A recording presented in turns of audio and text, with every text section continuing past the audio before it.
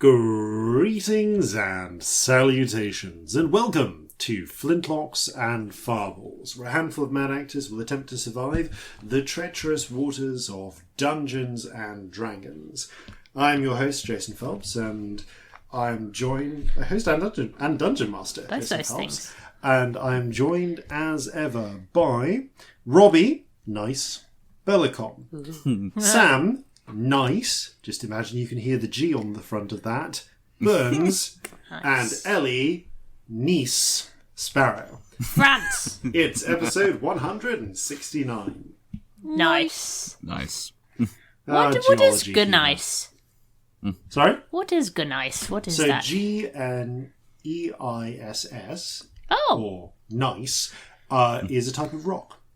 I I did not know that. It's either igneous or metamorphic. I think. Oh my god, D&D geologist, if you still listen, tweet us what kind of rock it is.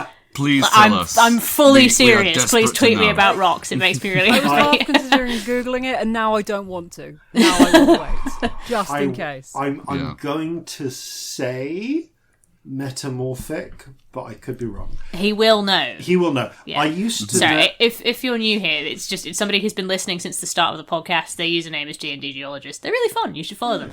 But also, I get tweets on the rare occasions that D&D and geology combine in this podcast.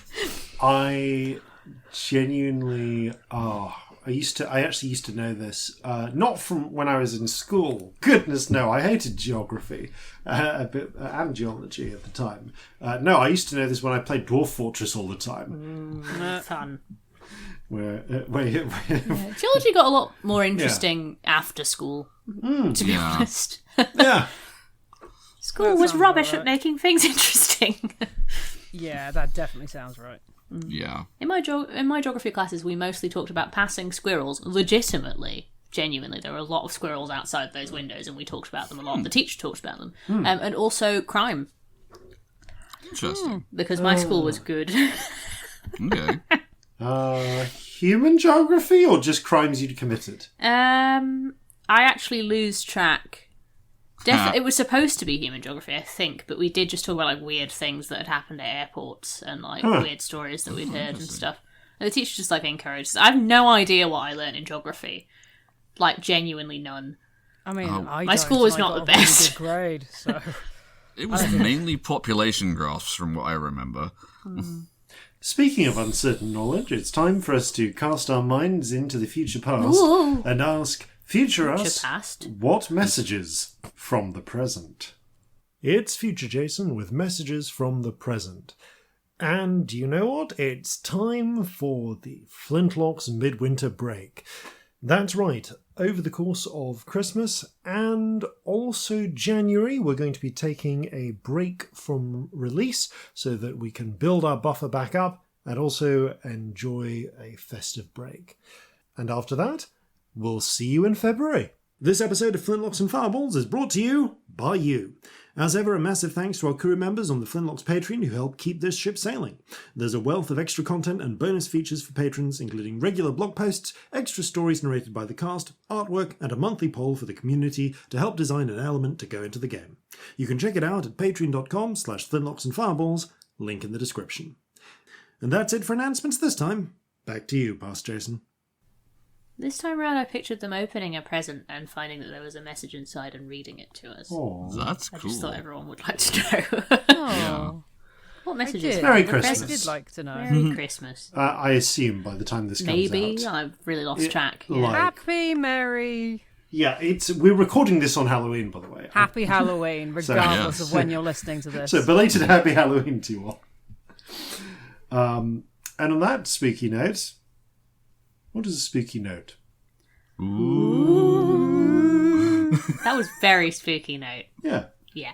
It's time to begin Flintlocks and Fireballs. Our land stands on the sabre's edge. Our cities are a powder keg. Brother chains brother, no one's free. A life on land is short, you'll see. So gather your muskets, gather your spears, we'll plunder the shores of Calcinea. No kraken, storm, or spell we fear, so come and sail with us, my dear. Previously on Flintlocks and Fireballs. The party have reached the Cirrus Citadel and begun investigating the apparently the long-lost Sanctum of Sorcerers. After some after some cryptic warnings from the essentially recorded message that appeared at the gateway, the party ventured into the first of the sanctums, belonging apparently to one Tethys. Tethys. Keep getting that wrong. I see how. Yes, and finding themselves in a sandy, in a sort of desert-like realm with notably a very flat horizon as well, based on certain comments at the time. They encountered the Ferocian halfling Sandy, journeyed across this dangerous terrain, and discovered what they had suspected, that Sandy was, if not in fact the sorcerer who had built it, who had mastery over this place, but an echo of one of their past selves, left to guard the way and look for their return. For passing through their challenges, Sandy gave them a boon, a casting of comprehend languages on the entire party that persists until such time as they leave the Cirrus Citadel. They then ventured into the realm of supposedly Krios, the Dusk. Thus far, the realm of Krios appears to be an Eastern Haldanic style temple, or possibly dojo or shrine of some description, with a series of with occasionally sliding paper walls, mazes, which are full of shadow, and notably, at least they've discovered a candle which burns with cold flame that generates darkness, magical darkness that snuffs out light and even blocks dark vision. The party have acquired this candle after Corzin bumped into the pole holding it, set his hair on fire, by dousing it in its little bowl and carrying it with them. With the flame doused, they are able to perceive the darkness normally with their dark vision, and indeed find a small, regular lit candle.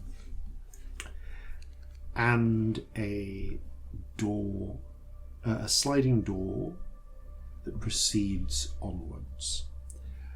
They also discovered an image on the first door, which was described last time. But just to remind you all, it looks I've sent a picture to you, party, via the chat, and the of a symbol which appears to be a white line that breaks into a semicircle curve in the middle, then continues along, with a black sort of semicircle in the center of that white line, and then a second black semicircle around it. When you actually touched the image, you felt small dots or impressions in it, in a grid, 5 along and 3 up. And those have been included on the image that I sent you. You slide open the door, and I actually cannot remember. Do you the candle that was in this room, that was just on the way out of this little maze? Did you keep it lit, extinguish it, hide it? The actual candle. Yeah. Are you looking in light, shadow, in light or shadow right now? I don't think we extinguished it. Okay. In which case, a flickering light is cast into the chamber beyond as you open it. You find what appears to be a simple cubicle chamber leading ahead of you, perhaps 15 feet on a side. There is a blank wall ahead of you, again made of paper and wood. To your left, there is another such blank wall, but this one has a sliding door in it, and a similar appearance to the right. You can see another blank wall with a sliding door in it.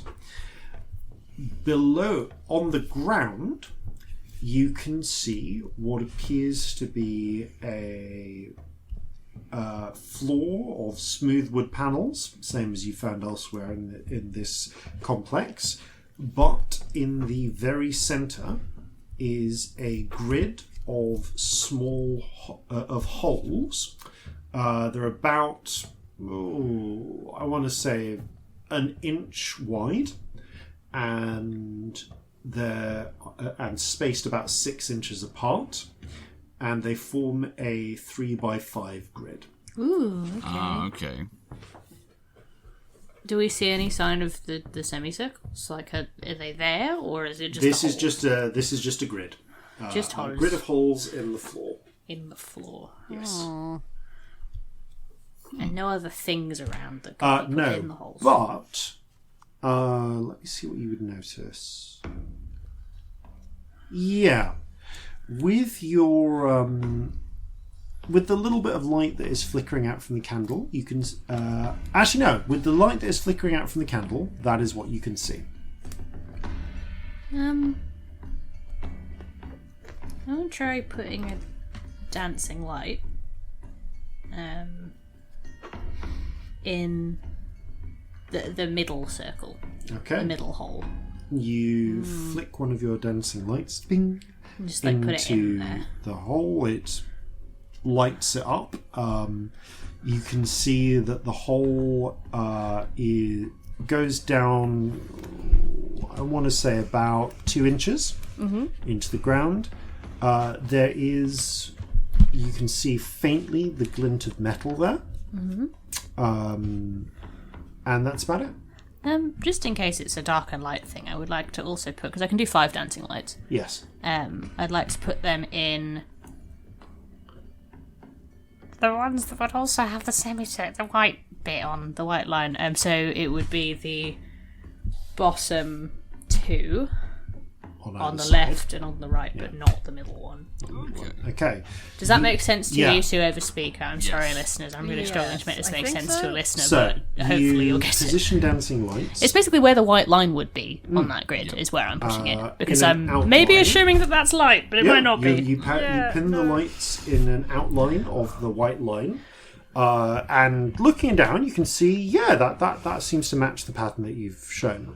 There is no apparent reaction, but the dancing lights do hover there cheerfully, giving the room a faintly purplish glow that contrasts with the flickering yellowish glow candle flame. Complementary colours. But Seti just kind of, I thought that might do something, but it actually just kind of looks pretty. I mean, it It's looks not a bad lovely. thought. Yeah. I thought maybe the whole semicircles was a dark and light thing, but I might Yeah, be making like, I stuff mean- up. Well, have been. That looks like a thing. Do you think there's a way we can actually put some darkness on the dark bit? Hang on, was there that thing that made dark? Have we still got We've got that? a dark candle. You have dark a dark candle as candle. well. You've currently got it poured a bit of water into the bowl that was holding it, and have got it upside down in there. I mean, I don't know what the medium colour would be if we decide that those two are light and dark. I will note that the semicircle outside of the white line is also dark. Is also like a black it's line. also black. That is just You got board shading. No, that's totally fair. Jason valid. did not shade that as hard. Yeah. Okay, so those are the same colour. Yeah, they're cool. the same colour. Cool. Okay, so we'd need a fair amount of dark, actually. Yeah. And we'd need it to not go in between. How would we stop it doing the in between bit? I don't know. Are those holes the same size as the candles we've got?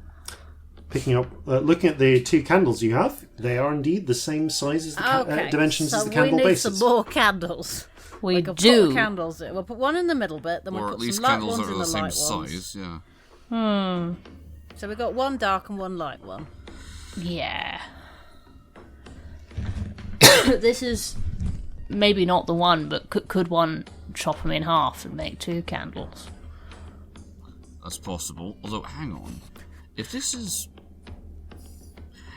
sort of a representation broadly of where we are, and we've got one light candle, one dark candle, what would it be possible to place it on the grid here, corresponding to where in the actual building we found them? Oh, Interesting. maybe. I'm just thinking that's something we can do with what we have right this second. That's true. Well, it's worth trying. You know, we're all down for trying things. How would you make it correspond then? Well, thinking about the layout of the corridors we've just been through,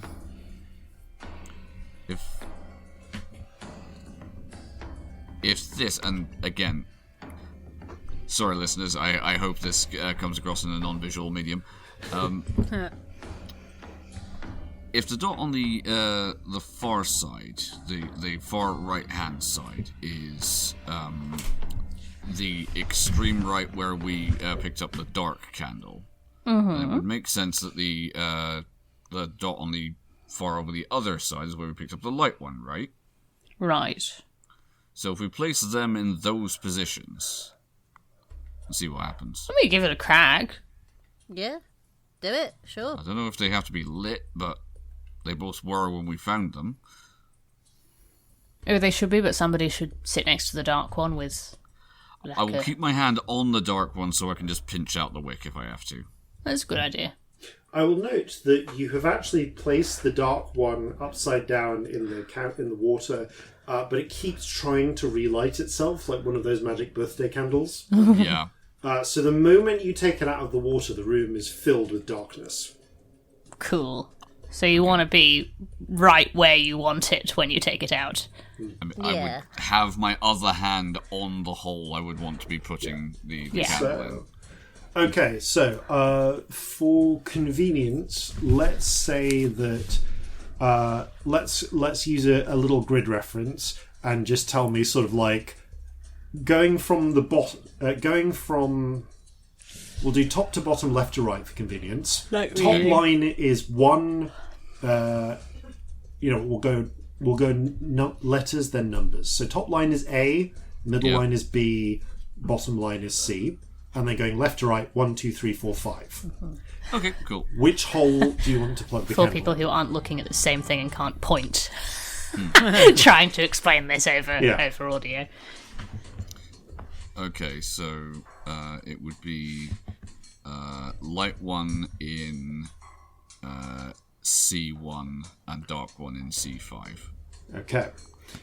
Sounds like I'm playing Battleship. You sunk my battleship. You light the you put the lit candle in the bottom left sort of one.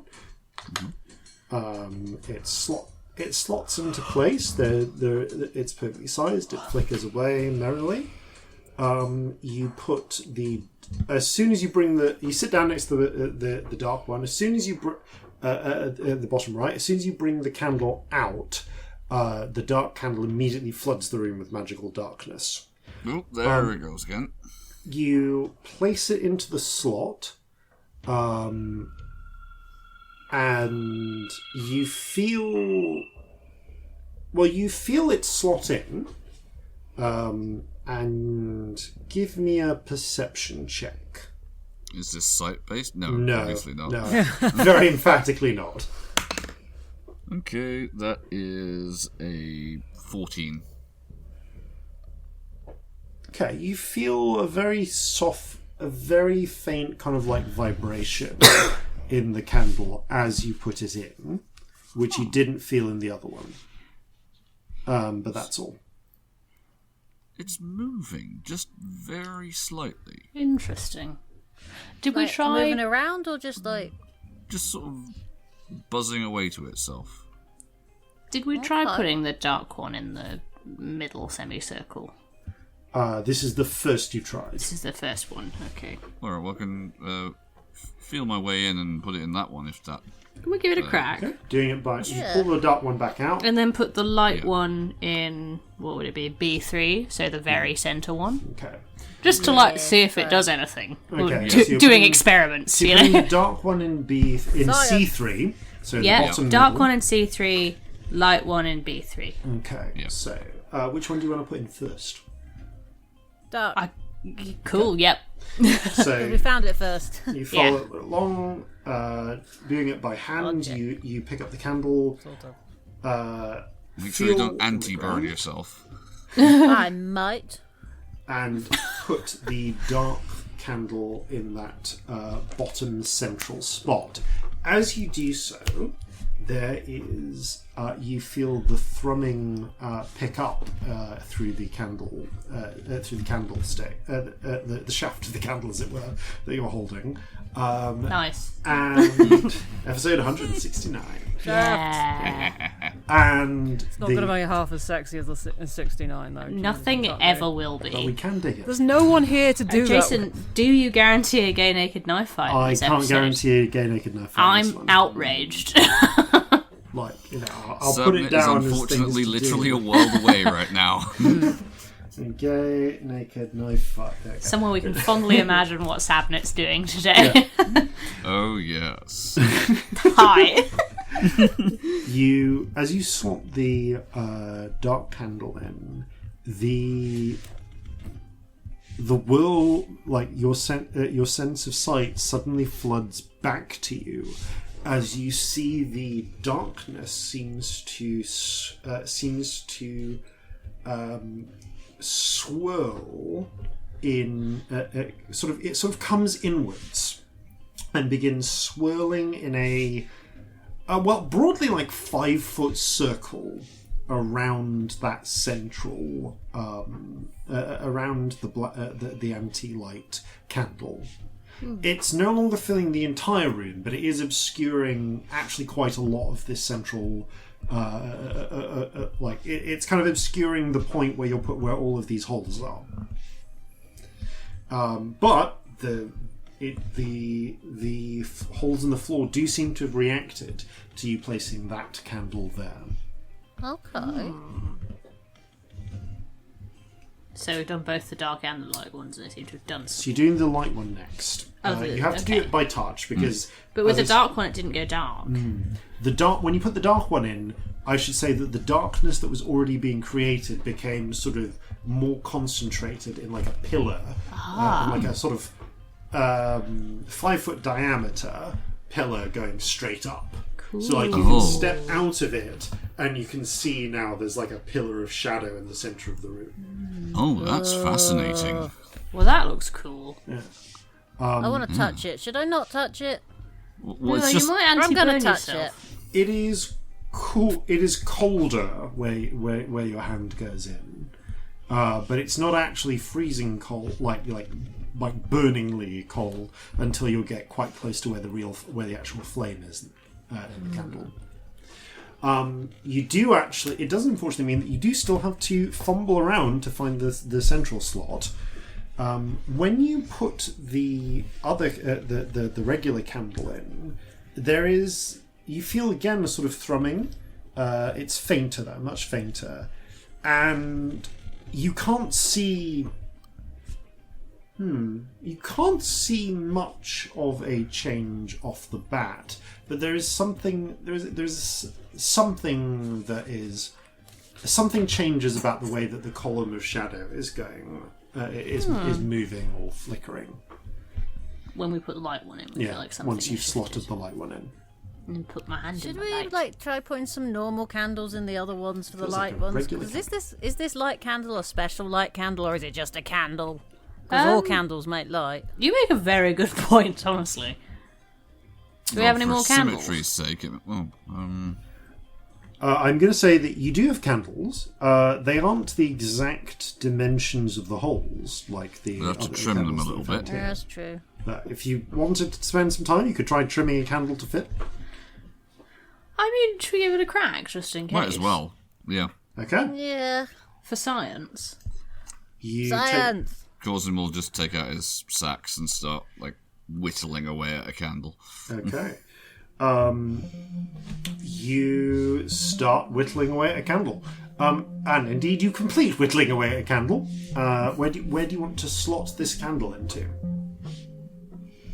Alright, so should we put this on one of the other ones in the light section, or put them... Yeah, I think Alright. so. Yeah. Okay.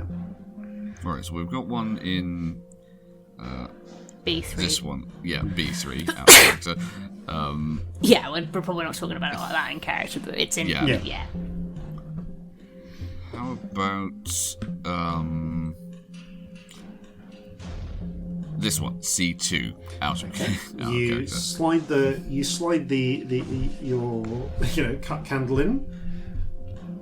Doesn't seem to be much of an effect, as far as you can tell. Like you feel the candle slide in. Mm-hmm. That's about it. Okay, maybe they do need to be special candles. There needs to be special candles. That's all right. Well, now we know. We should probably blow both of these candles out, because otherwise they're going to start burning down, aren't they? Are they? I don't know. Are they? Well, Has the Are they light one shrinking? gone down? you have Yes. not actually seen the light candle measurably decrease in size. Oh, I think this must be some kind of magic that's keeping these candles burning. Magic candles. Well, we Fun. tried to snuff the dark one, and it literally reignited itself after being doused in water. Yeah. I've got a torch what doesn't go out, I think. Ooh. Hadn't thought of that. I wonder if that does a similar thing. I mean, it won't fit in the hull, I don't think. Probably not. Probably not. How big is an everlasting torch? Where the hell did I get it from? Answers on a postcard. Vaguely, I'm thinking the Sukaline Vault? No idea. I want to say the Sukaline Vault. Possibly. Huh. That was, That was over 100 episodes ago now, Oh, I'm not fucking sure. Ages. might be yeah. older. Might be older based on where it sits in my inventory, and I've never used it. Wow. We do have two doors that we haven't been in. Maybe there are more candles in there. Yeah, That's I think true. we need Let's to try try the other those. doors. Okay. So, Left or right? interestingly, I will add with the with the candle flame now hidden within the the pillar of darkness. You are currently in regular darkness. Which means, Okay. which again, you can see the edges of the room through. It's only the central portion that is absolutely filled with shadow. I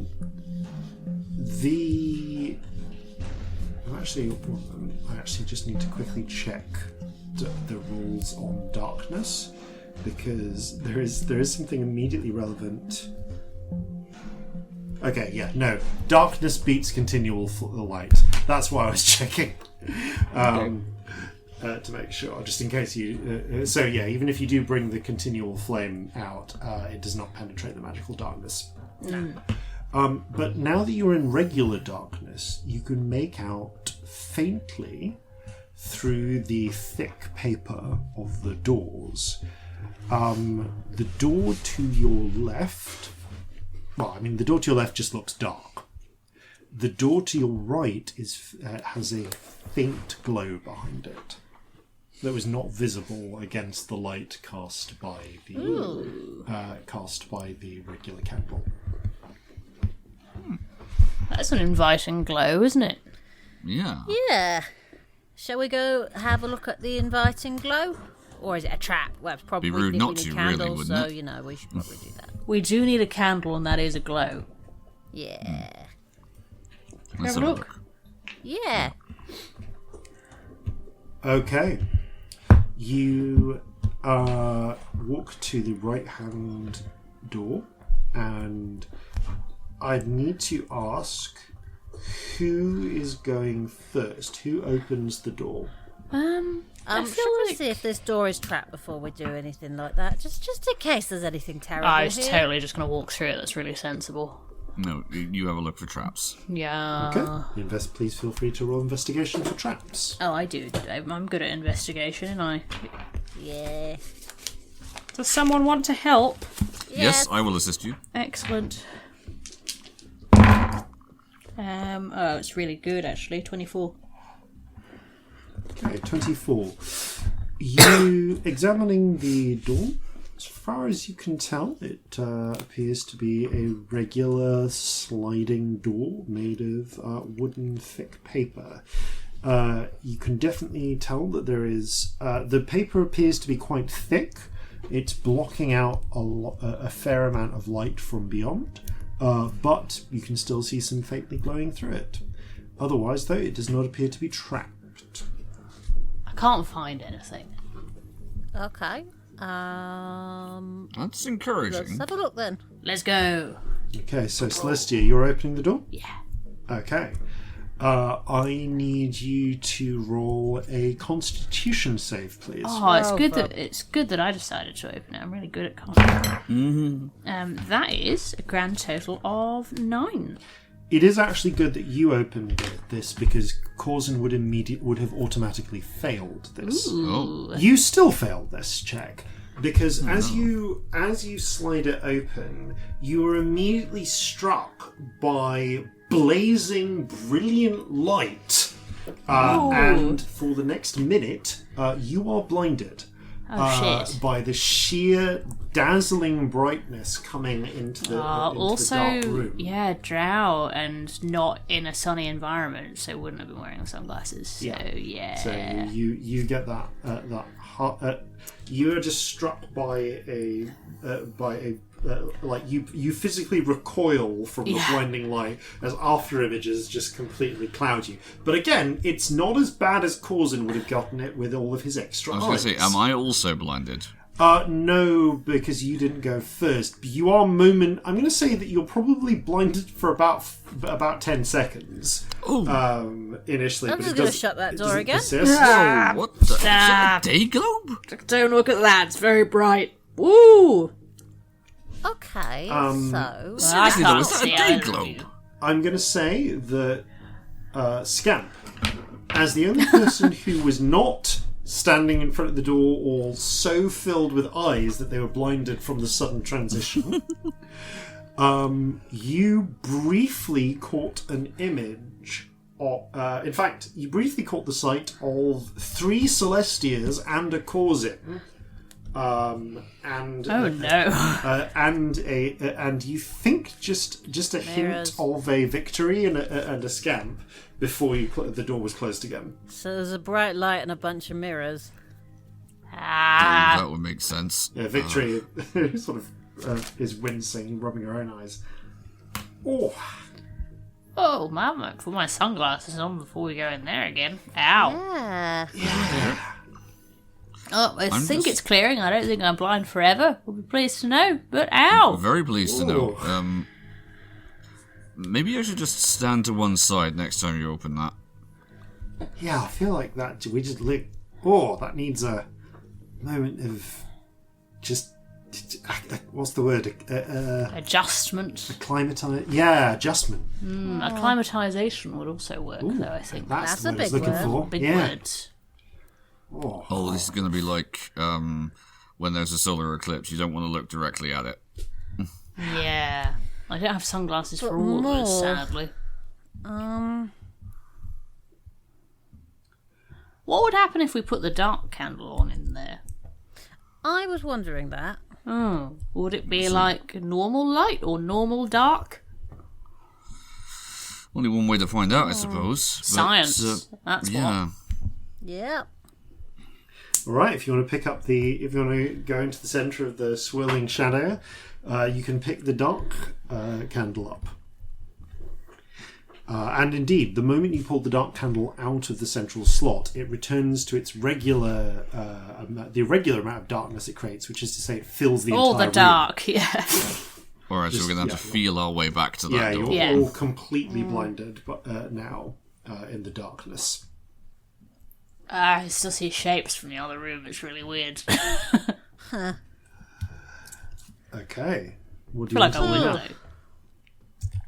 Go in the light room with the dark candle. Okay. Yeah, so but who's- maybe shut your eyes first, everyone. Yeah, Okay, because you the all- transition might be really rough if it doesn't work. Okay, you all shut I your don't think I'm eyes. capable of doing that. Except for Corzin, who literally can't. You just go to one side. Yeah, Right. maybe let somebody else lead this one. Okay, Corzin, you You know what? slip to Maybe one side. two of the people with the normal eyes should lead this because we forget this You know because I what? wear I'll do sunglasses that. all the You time. don't do- no, yeah. But No, yeah, my I'll do eyes aren't this. actually normal. I'll go take this in here, and then Yeah. you know what? I'll just have a little peek and see if it done the thing. Yeah, I guess you and me going first then.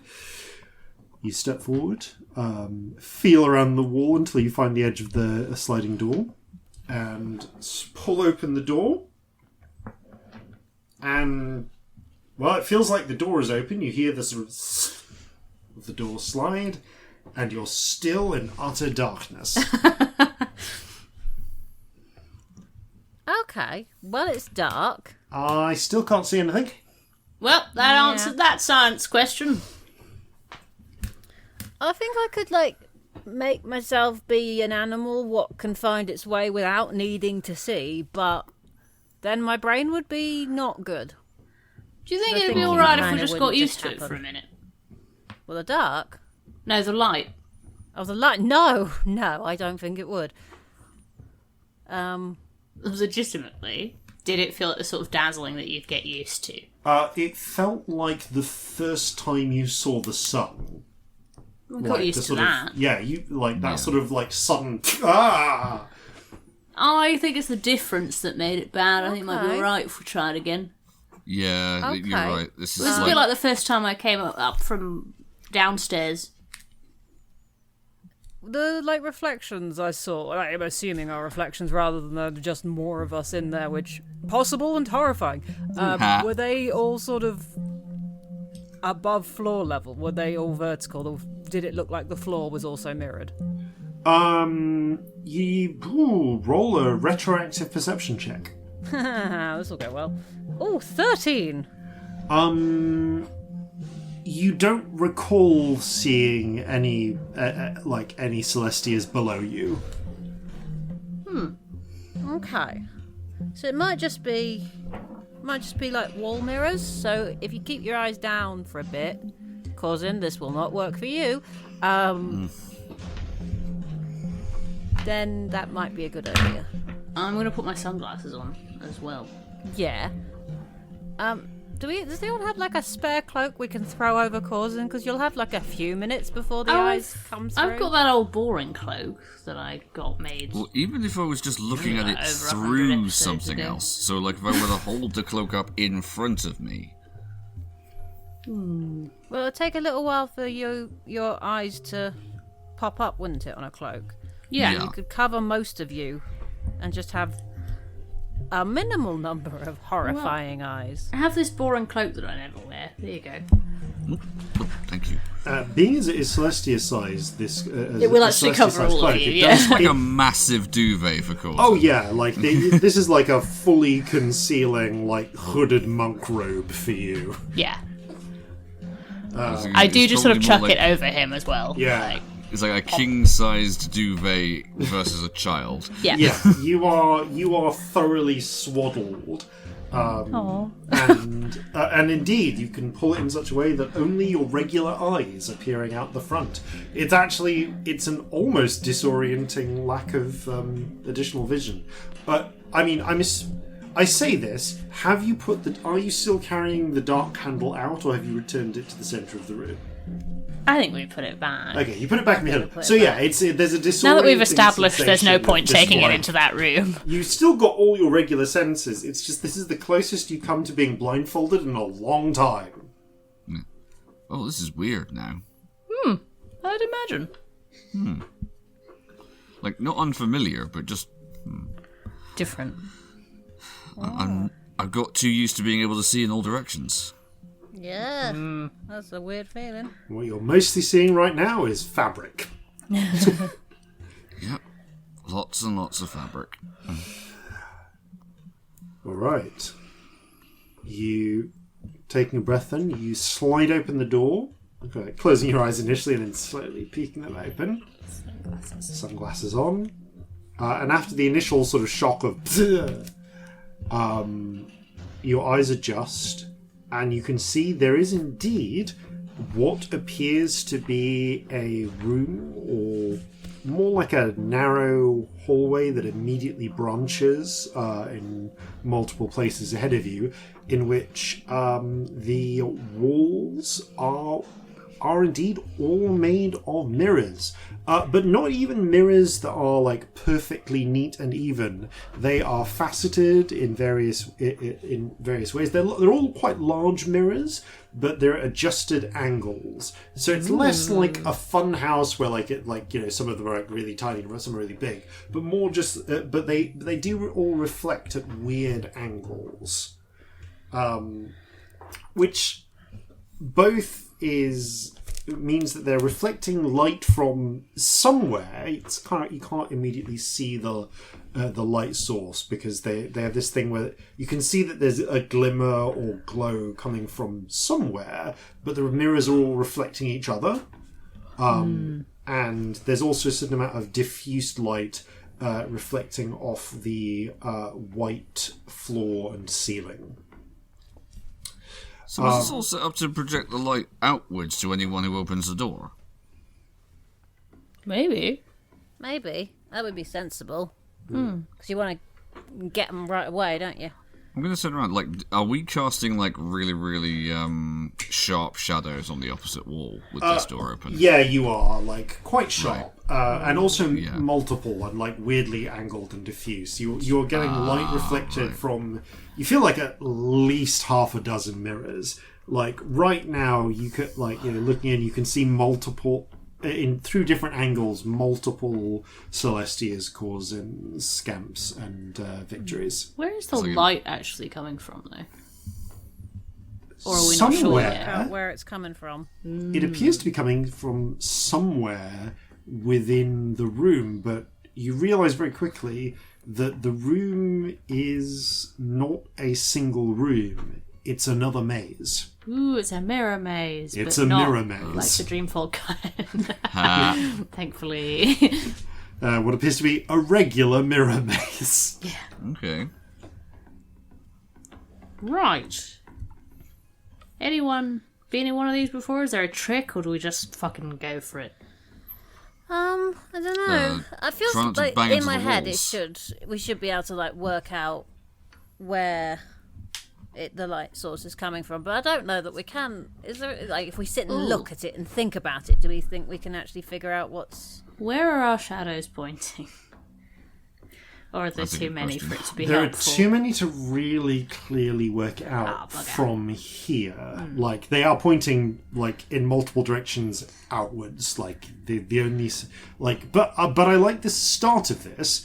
So you can, if you wish, make an investigation check to do some like moving around and doing figure some out moving where the out. shadows Yeah, are. I because will this is assist you with this. I'm going to say this is definitely investigation rather than perception. Yeah, can I have because help? Yeah, I will assist you with this. That's a 16, so not incredible, but Do you think if I add anything to it would help, or is this not going to make much I difference? feel like there's a fair chance it could make a difference. Sod it. Oh, there's another 3. Okay. Ooh, nice. 19. As you 90. as you look into it, you get a sense that it's angled in a few different ways, but you think you get a clearer sense of the light coming from the first passageway on the left. Okay, I think we're going left, folks. Sure. All Where's right. the shadows? We want to go the opposite way to where the shadows are going. That makes sense. As in, so our shadows are behind us. Makes sense. Okay. You step into the let's see. Okay. You Put like hands out in front of me. yeah. So that I don't fucking walk into a mirror. So you step into the Doing the invisible people walk. You know? yeah, you do the invisible people walk, and as the four of you shuffle in, you get going in the. Can I actually have it's quite narrow, so it's quite difficult to move more than single file. Can I please have your marching order? Who wants to go first? I mean, Celestia, I like- think just said was leading, but Yeah. But I should guess- you? Because if we come across something really bright really suddenly, I've got glasses on now because I'm True. prepared. So that makes me pretty similar to you. Yeah, and I've accepted the Constitution, so... That's true. Oh, I don't mind. I think Okay. one thing I should do though is I should be marking the walls where we've already been. Or the floor, even. what's the floor made of? the floor appears to be made of smooth white stone. I mean, Sweet. with I'll do prestidigitation, that I'm then. talking. Yeah. Yeah. Oh, I can just leave marks on the floor with mold earth. Either way, I can spell words, shapes, or patterns that last for an hour. better the floor I because the can walls are going to basically do the reflect same it off thing. each So other, either aren't or, you know. I'm just going to make my footprints appear as I'm walking. Little hoof Cute. prints. they? Right. That makes reasonable sense. So we're going. So the order is Scamp, and then presumably Celestia second. I feel like if we're doing the conceit that I'm leading the investigation checks, I've got to be near the front. Yeah. Yeah. Otherwise that doesn't make sense. Yeah, you can be at the front and I'll be right behind you, maybe. Sure, yeah. Okay. How about then have Victory at the back so we have two regular-sighted people Either either end. side? That's really smart, Yeah. actually. Yeah. Okay. So Celestia, Scamp, Corzin, and Victory in that order. It's causing being a blanket ghost for this whole time. Okay. Yes. Excellent. Well, it is Halloween. Oh, happy Halloween! It's not Halloween when you're listening to it, can't- but it is Yeah. today. Yeah. I can't do too many mold earths, actually, so I'll do a limited number. And if you do some prestidigitations too, between us... Yeah, we'll I mean, I can do like a fair few marks, I think. So if we just alternate, Yeah. like, I would like to leave one like whenever we turn a corner Yeah. with just an arrow going back Okay. where we've You been, mark- if that makes any sense. I'm going to say you Yeah. start marking these. You probably get like. So this doesn't like you realize that there are. Yeah, this maze is reasonably complex, but you think you're getting a good sense of where the light is versus isn't. You leave marks as you go, little arrows, little hoof prints, just to with prestidigitation and mold earth, just marking your general direction. Rainbow arrows. It's weird going through because at any time there are like two or three or four other Celestias or Corzins. There's or Scamps or Victories. There's moments where you kind of move forwards and you see Scamp in front of you and it takes you a moment to realise that it's actually just a reflection. Scamp is still behind you, but there's one point where Victory just bumps into a wall. Oh no! Because she gets confused for a moment because of the way the corridor turns about where Corzin is and follows the wrong Corzin. You all right, hon? Oh, my nose. Oh, I'm over here. Dear. right. Yeah, thank you. It is fucking confusing, though. Fair enough. Maybe we hold hands. I was about to suggest that. You Go on, reach. take my hand. You go, Celestia. You reach to take Scamp's hand. And Smack my hand on the wall. And no, Scamp takes a dagger and stabs you. Whoa, what? Fuck! As Ow. you suddenly realise that Scamp. That's not Scamp in front of you. That's Scamp in a mirror. Whoa, shit. Oh, no. That is enough to hit your AC. So, I'm never sleeping again in this game. let's roll initiative. That's enormous fun. 10 points. 17. Ew. Oh, fuck. That's rubbish. 5. 12. Okay, so 12 for Celestia. I feel like I'm like too shocked to react immediately. There's a moment of freeze because like my friend just stabbed me. So Yeah. 17 was Corzin, right? Yep. And what was it yours? Was it 8 or 9? Scamp. It doesn't matter. 5. 5. Cool. Right. yeah, mine was 12. Okay. Well, the Do I take damage? indeed the mirror mirror Scamp goes first. And deals standardized stealth damage. We're gonna say. Okay, so that is. So I'm just getting enough. Yeah, it's D6 as based as assassination damage. So you take 10, 20, 5, double because the first strike is an assassination. Jesus. So I fuck. take 50. You take 54. Oh. Hang on, I need to do some maths. I'm still up, Yeah. but like it's not good. Uh, So that is. Oh my god, how do I do fucking no, the other one, subtraction. Yep. Oh, it's been a long day, lads. Okay, I've got it. Yeah, Whoa. you take 54 piercing damage as the as the Shadow Stalker in its mirrored form stabs you just in the gut. I was going to And- say, I think with that number of hit points, I get stabbed somewhere nasty, to be honest. With what appears to be Scamp's regular belt dagger. There's a moment of shock. But certainly and doesn't horror. have the effect of that, yeah. It has the effect of that if Scamp knew exactly where to stab you in the gut. Yeah.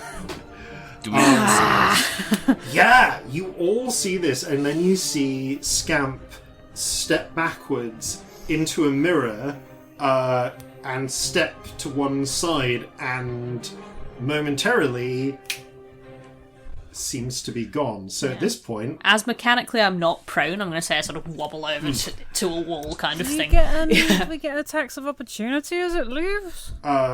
you Do don't I? on this round. This is the surprise round. Because it's Fair. a surprise. Okay. But what does happen is I now roll a stealth check. And we see whether or not they are able to make your to bypass your passive perception. Corzin, Yep. you are using your regular passive perception. If in this place your cloak is pulled off, instead of a +5, you get a -5 to your passive perception. Oh, Jesus. From being blinded by the light from hitting you from every direction. Okay, so my regular passive perception is 19. Got it? In fact, So, if I can ask for everyone's take passive it- perceptions again, please. Ooh, yes. Taking the cloak off means it's then 14. It becomes 14. Got it. Perception. How do you work out passive perception? I literally always forget. I'm so sorry. It's alright. It's your 10 regular plus your perception plus modifier. 10. Yep. So perception. Yeah, 15. Okay, 15 for Celestia. For some And your reason I have a proficiency if bonus. you're skilled in it. Which is included, I believe, as you're an elf. Yeah, that's what it Proficiency. is. I knew that I had something added on that plus weird bard stuff. But yeah. Oh, you have the same passive as Victory and Scamp. 10. 10. Okay. Bye. Wow. Ooh. Which they didn't roll that well this time. So you actually are all able to see them move into a different frame. They all move. So you see them now. You see the. Importantly, what you catch is the moment when the mirror of Scamp turns into a mirror of Victory. Now moving in a similar fashion to her. So I will say that for this round, you are all able to see where it is, but it is still tricky to hit because it can move freely between mirrors, and angles are a bit confusing here. Okay, top of the round. It's Corzin. Okay. If Coulson can see where this creature has gone, he's gonna aim for it with the blunderbuss first off, and say to everyone else, "Break the mirrors. Make sure it can't go anywhere." No bad shout. And yeah, I'll roll to hit. Okay. It's not great. That's 13. 13. You fire a shot. The blunderbuss shot hits a mirror and does shatter it. Can you roll damage, please? I want to know how much you shattered this mirror. Oh. I shatter it for 5. Okay. That was a really bad roll. That's fine. So you deal 5 points damage. The mirror on one, 2 of the mirrors shatter into a mixture of fine pieces and several large shards which hit the floor, kind of like at least a foot or larger in their smallest dimension.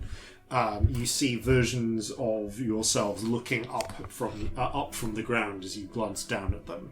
But that first shot, like the reflections of yourself looking from, because now there are mirrors on the floor where they smash and fall onto the ground. Can I still see the creature? Oh, shards. Smashing Okay. the mirror? Yeah. You see it has moved to the one mirror to the left. Right. Bonus action. Slayer's Prey. Okay. You have Slayer's Prey marked. I will at least then know where it is. Yep. The whole time. Yeah. It doesn't completely undo its thing, but you get a general sense of its direction still. Yep. Okay. That is... Yeah, Corzin.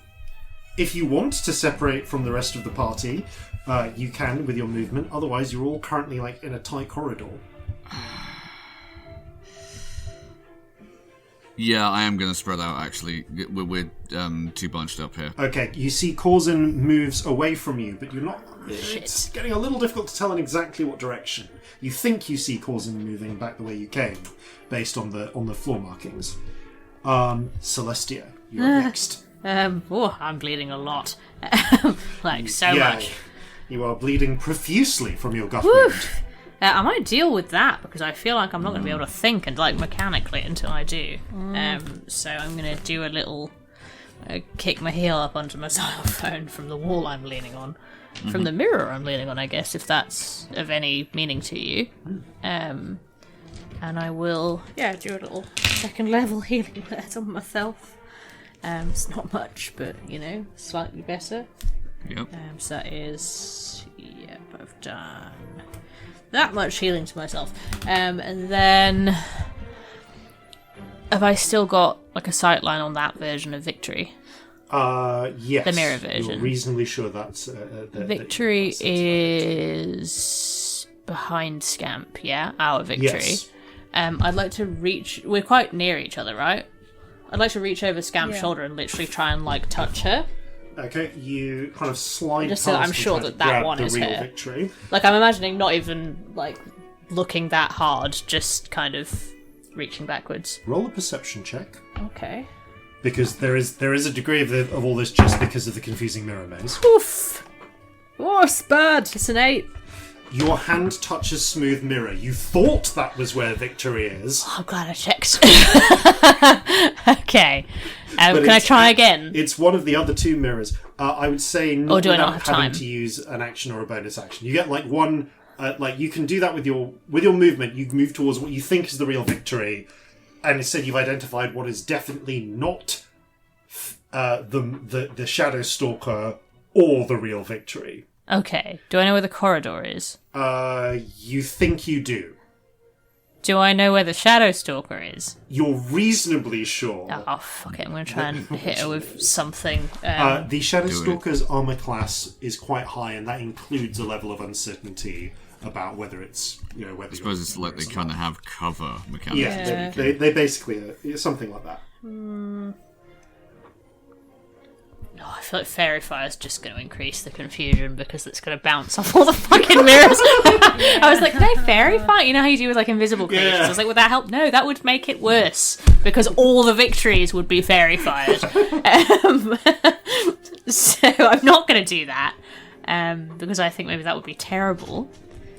Oh god, I swear I need more like simple fucking combat spells because I just don't have enough. What do I have? Shocking Grasp. I swear I have more spells than I'm thinking of. I think I'm being dumb and forgetting something.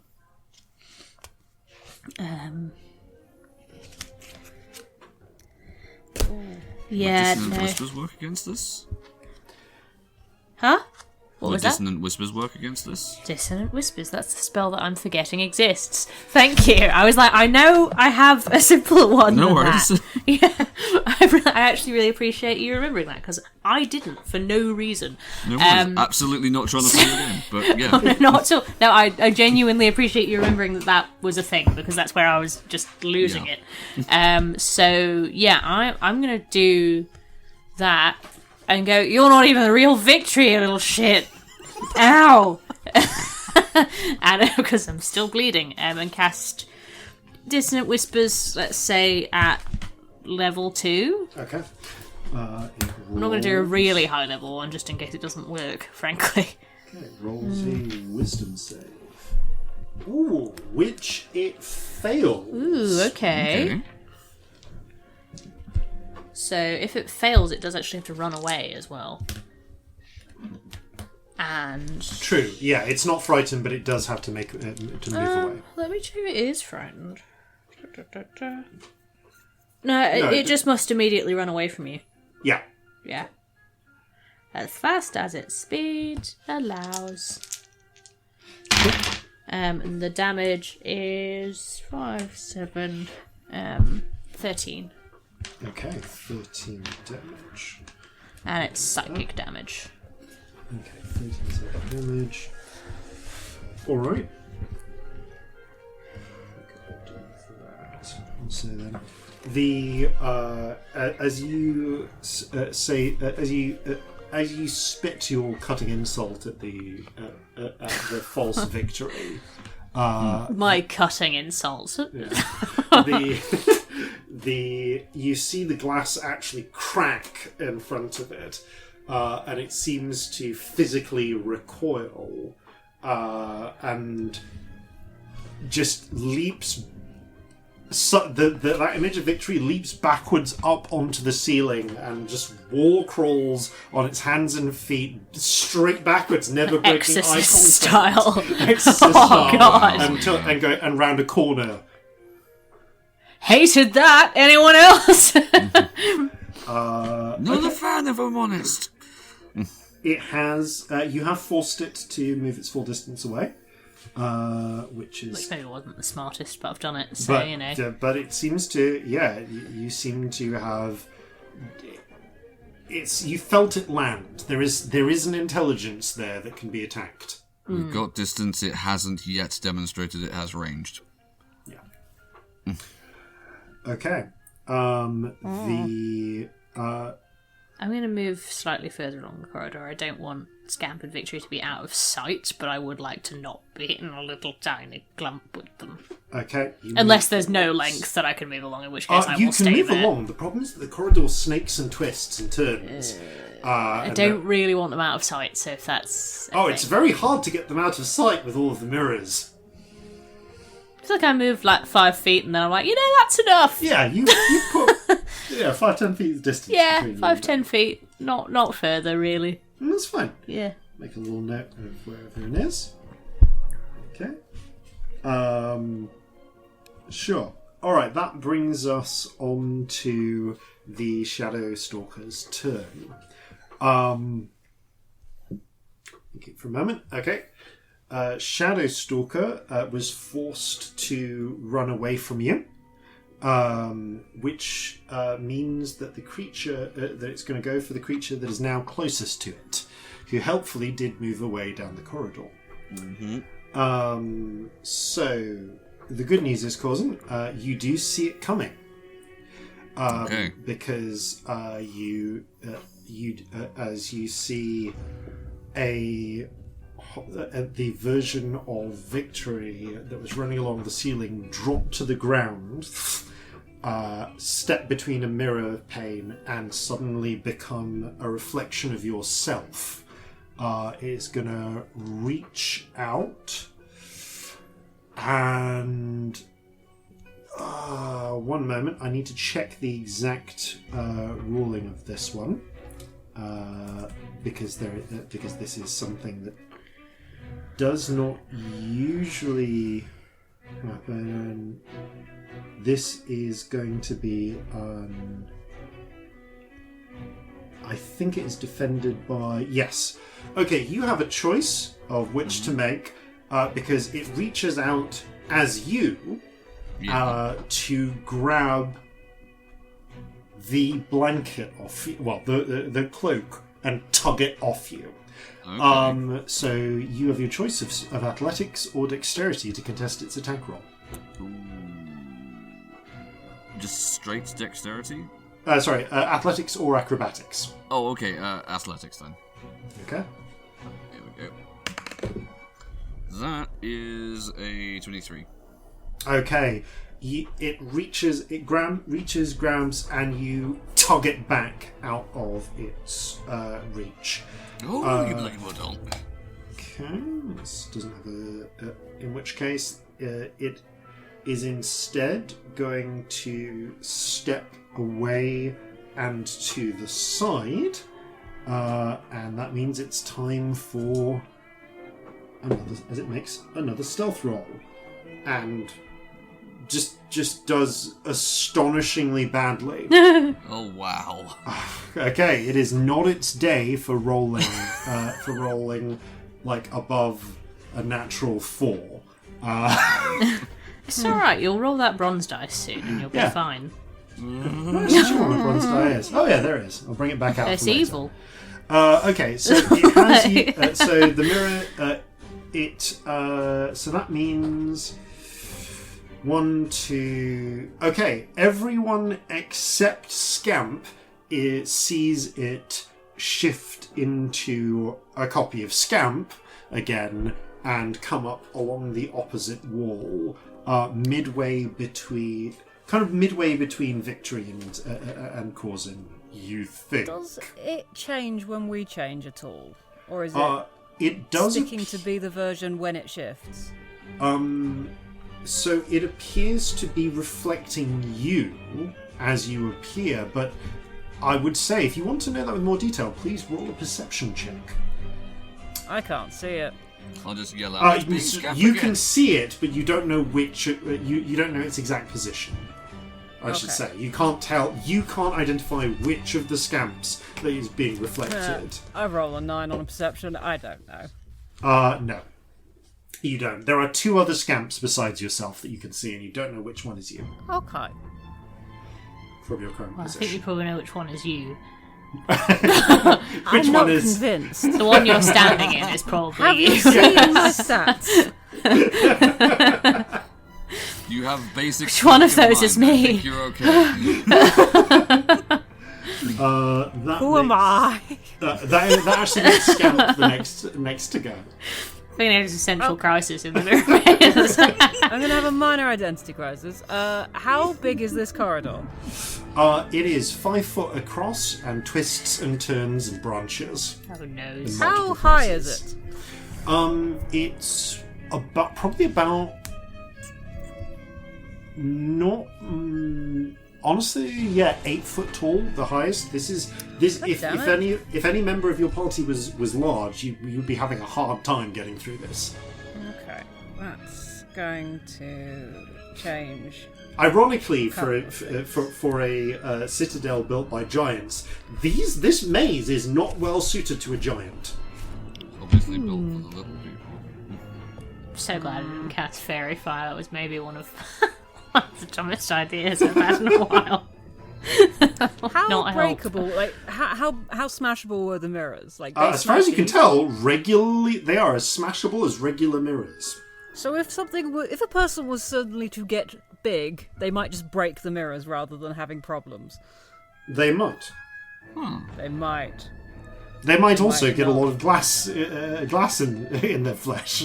Depends how you want to play it. But you know what? Scamp's done with these mirrors, so let's do something stupid. Okay. I'd like to move a little bit away from my friends, but like, if I've got any vague idea of which these things might be, like even vaguely, I do want to try and attack that bit. Is that possible? You can attack with disadvantage. It basically is the thing, because like you're essentially attacking as if you can't see your opponent. Okay. You know it's one of the two scamps. But you don't know which. So that I'm going to say disadvantage represents your uncertainty. Okay, I might be able to change that situation. I might not. I am just going to cast polymorph on myself like a big fucking idiot. And become a big fucking idiot. I'm going to quicken it so that I still have an action. Okay. And I'm going to become a hulking crab. Oh, wow. Okay. A big old crab friend. So, big old crab friend. How big is a hulking crab? Huge. Hulking. It's a huge creature. Yeah. So, like, 15 feet across. Okay. Wow.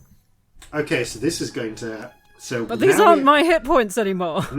These aren't. Do some structural damage to the building. Well, I've also got blind sight as a crab. Okay. So I can't really be snuck up on. You are. We're now triggering some interesting side effects. Oh no. Yeah, but I have a big old shell now, so I'm hoping. You do have a big old shell. But I want, like, I know how big I'm going to be. I want to be slightly away from my friends. Okay, so... Because I've got a 10 foot reach. Celestia moved a little away from you. You're currently essentially between Celestia and Victory. So you're going to need to run past Celestia to get away from the rest of your friends. Sure, let's do that. So that puts you the furthest away. So you can go down a little side route a little bit if you want, just to get some distance, and then you are going to hulk out. Can I ask you to roll a con save? I think you would automatically fail a dex save, so I'm going to ask this to be con save instead. For the crab, using the crab's con in it's reaction. The same as mine. Okay, in reaction to what you were about to do, please. Yeah. Is Tides active?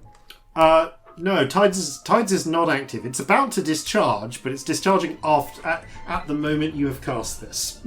Okay, so I can't use it right now. No. Cool. That's a 22. Okay, well that's going to halve the damage. But I've broken some mirrors. Yep. So this is going to have some interesting effects.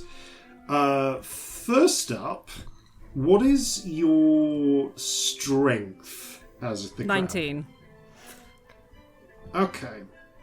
Roll a d4. I'm going to roll a giant one because that feels appropriate. I've rolled a 3. Okay. So you do 57 points of structural damage. from I'm going to say, so 19 times 3, to the walls. You smash the mirrors immediately around you, and indeed, start shattering them in multiple directions. With 57 points of damage, you are able to also break through the walls on either side, just about, creating a gap, sort of a hole in the middle of the maze, which will make the maze easier. You make the con save, so you do immediately take only 56 divided by 2, 28 points of damage from the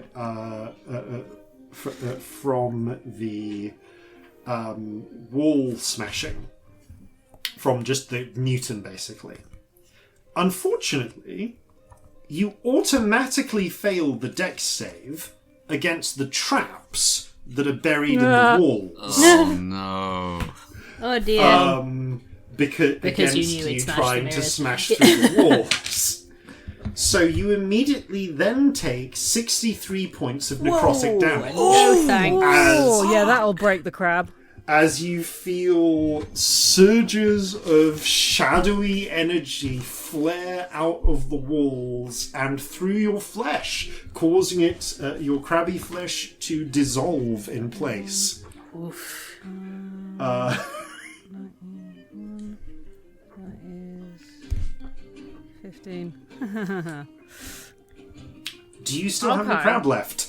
No, that breaks the crab. Okay. Hi, crab. So you massively explode outwards, It's shattering just a the crab walls. for like 6 seconds. Wow. The walls shatter around you through carapace. You do actually expose more mirror, actually, because there are further layers to this mirrored maze. Wow. When I Although you- transformed, did all of the scamps transform? Yes. Every scamp, both of the scamps, and in fact, now the additional 2 scamps that you can see reflected through various bridge layers, all transform into giant crabs, and then almost immediately shatter the crab form explodes, and all of them turn back. Wow. Okay, that was fun. I- Don't break the walls. Yeah, Don't break the walls. you have now made the maze easier. No one break the walls. That They're looked full of shit. bab. Yeah, not doing that. Cool. And also, you tides discharges. Roll 2d100, please. Oh no!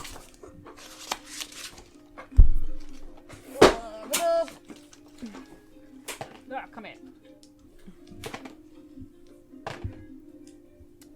75 and 61.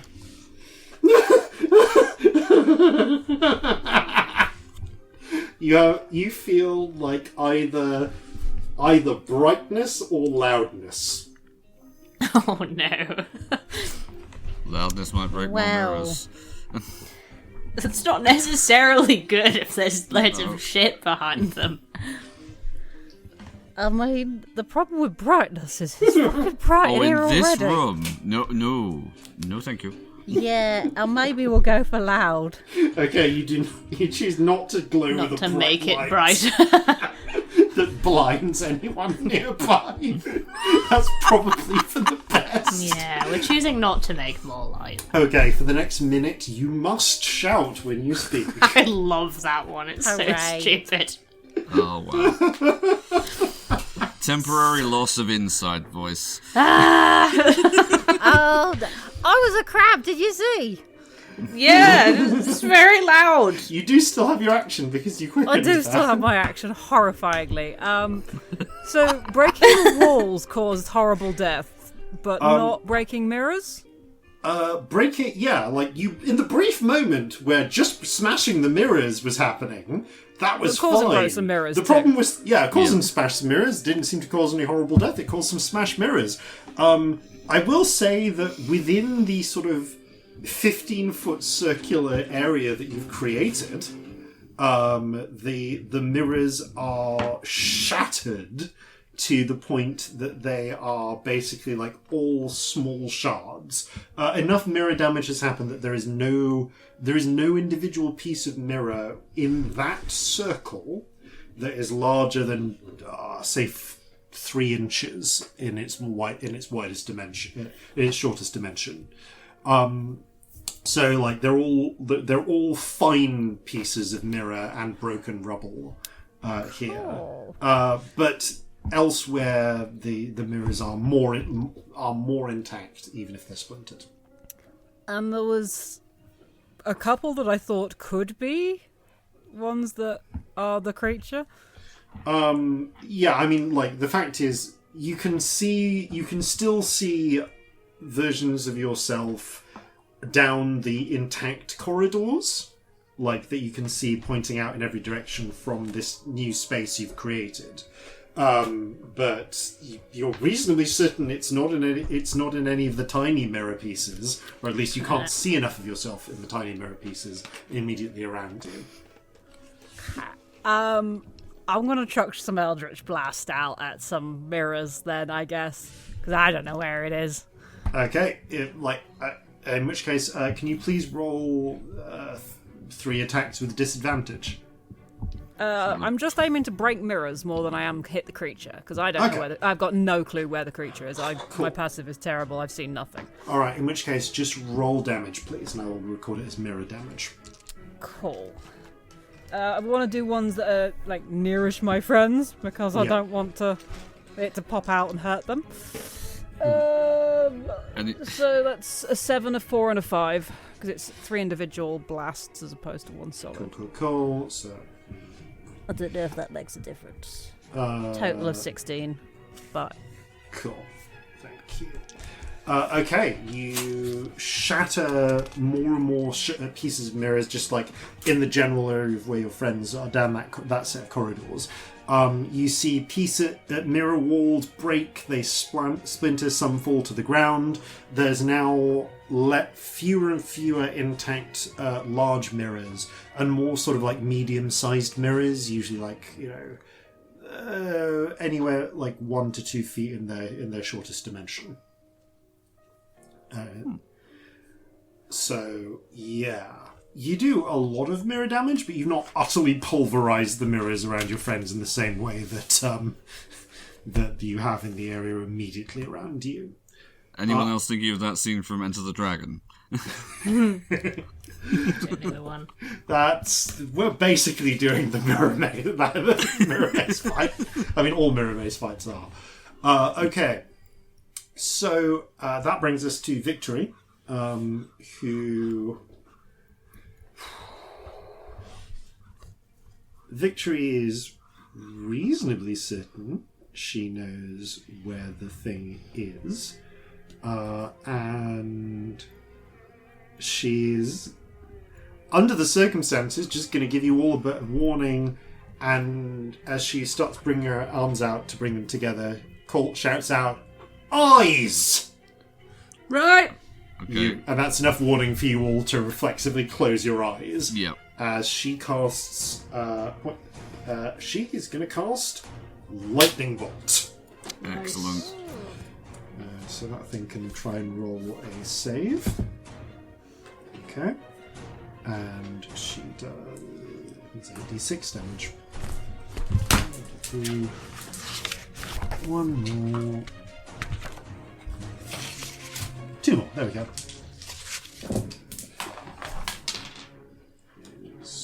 6, 10, 15, 20... 24 lightning damage to the...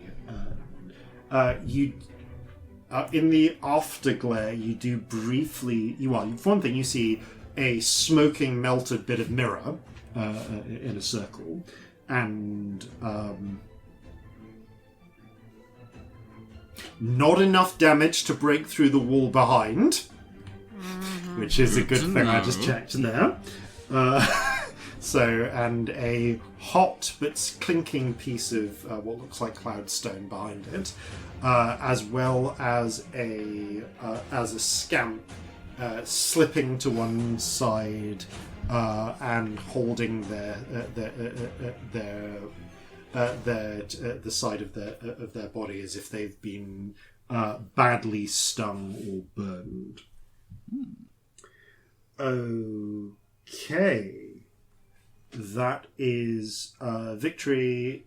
I think that's all victory can do this round. Top of round 2, Corzin. Okay, Corzin is going to take out his pepperbox pistol as a bonus action, cast Ensnaring Strike and attempt to get the Shadow Stalker with it. Okay, roll. Make an attack roll. First attack roll is 24 to hit. Okay, a 24 will hit, yes. So, roll damage. Okay, regular damage first. This is... Oh, wait, sorry, no, I was rolling the wrong die there, sorry. Regular damage is 13 piercing. Okay. And Slayer's Prey damage is a further 2 on top of that. And the Ensnaring Strike, I'm just double checking that, does it? Yeah, it does it straight away. So it's it needs to make a strength saving throw or be restrained. Okay. Cool. Well, the first thing that happens is as you strike it, with the shot, you see the version of, I guess it was Scamp last, recoil as if shot by a bullet, and then you see the tentacle of the ambivalent octopus reach out, grab it, pull it, and the tentacle seems to reach into the mirror and grab it and pull it outwards, and as it is pulled out, it is pulled out of the mirror, and you briefly see what seems to be a kind of half-real, flickering, insubstantial version of Scamp pulled out and in front of you in a very sort of Scorpion, get over here kind of Yeah. but as soon as it's out of the mirror, the ambivalent octopus is unable to keep hold of it. It is immune to being restrained. Oh, it's insubstantial. Okay. Right. Well, I've still got 2 attacks I can do against it. Yes, and it is now out of the mirror and immediately in front of you. Oh, is it? Am I in melee with it? You are now in melee with it, presumably, unless you were trying to pull it somewhere else. No. I was basically trying to stop it from moving so we could pin it down in a location. Well, the only way you could do that would be to pull it strictly speaking, would be to pull it into the corridor. So that's what happens. Yeah, precisely. Okay, so secondary attack. This will just be with scimitars, with various different weapons. Okay, that is a 16 to hit. Okay, 16. It's out of the mirrors, so that does hit. Okay.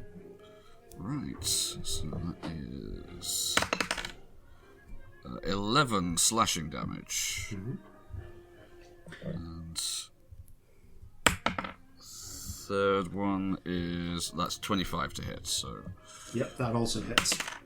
Okay, and that's a further 10 slashing damage. Okay, now that you've pulled it out of the mirror, the blades, contrary to your weapon, like you're using a ghost touch weapon and Riptide, so these would be effective against spiritual foes anyway. But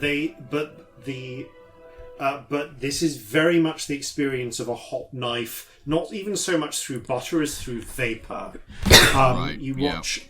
It doesn't bleed, but the image of Scamp visibly flickers and crackles and seems to destabilize almost completely with the level of shattering you've done to of impact on it. You also notice, now that you've pulled it out, there is something that distinguishes it from the other Scamps. Okay. Around its neck, there is what appears to be, on a chain, a black candle with one end covered in like a little dowsing cap. Right, okay. Sealed. I'm gonna yell out to everyone, it's got a candle around its neck! Okay. Yeah. That's probably about as much time as I have to say anything. That is the end of your turn. Yes. Celestia. Now that it's been pulled out into the real world, so you can actually, and it's much more visible outside of the mirrors than it was in the mirrors. It's way easier. So you can clearly tell where it is. Okay, I don't know. You can see it's now right in front of Corzin. A couple of things. Cool. I mean, if it's right there, I should probably damage the fucking thing, shouldn't I? Dissonant Whispers worked on it before, didn't it? Yes. It seemed to. Fuck off, you wispy little fuck. I do. Level 4 Dissonant Whispers. Because I want to do some damage. There we go. Okay, roll damage. I'm just trying to find out what damage it is. All my cards are stuck together because I spilled some water. It's very chaotic over here. Give me a minute. No. 1, 2, 3, 4, 5, 6. Okay, so 6 is not very good damage. 7, 8, 12, 16, 18 damage. Actually, not the worst. 18 damage. Yeah, 18 psychic. I mean, it's out of the mirror, and it is well outside of the mirror. It is vulnerable to all damage. Finish it. Nice. I just like to think that it looks at me like wounded. I just stare back at it, and it just like, I don't know, fucking crumbles or however you want it to die. As you call out, Just looks deeply offended by this gutting remark. Yeah, and just dies.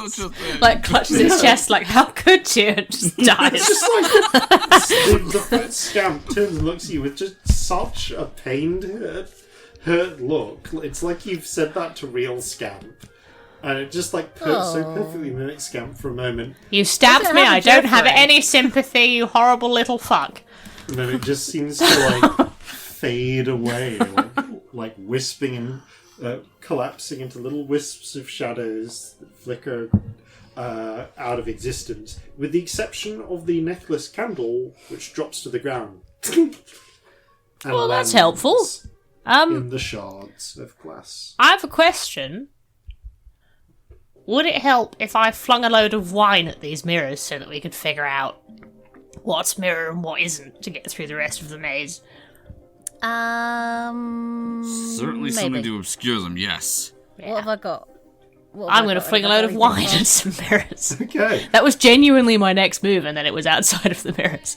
Having defeated the Shadow Stalker, it was resistant to all damage in the mirrors, vulnerable to all damage out of the mirror. That's really fun. I like that. Honestly, the especially because that is one of only 2 ways to get it out of the mirror. And I actually hadn't even considered until you did it that you could, Grasping Vine could pull it out of the mirror. It wasn't Grasping Vine, it was Ensnaring Strike. Ensnaring Strike, but same difference. Yeah. It would fix it in place, and for it to fix it in place in a physical location, it has to take it out of the mirror. I like that it's vulnerable outside the mirror. That's really fun. That's a really nice mechanic. Yeah. It also would have had to leave the mirrors if you'd all shut your eyes. Or if it was in complete darkness. Yeah. Oh. Yeah. Actually, no. Shutting your eyes wouldn't have done it. You would have needed to be in complete darkness, and then it would have had to leave the mirrors That's fun. to attack you. But yeah, that being the case, though, yeah. Or we could have all just stood in the middle of a 15-foot circle that I made by accident. I would have waited for you to proceed further into the maze. But yes, you We'd have just started smashing mirrors from a distance.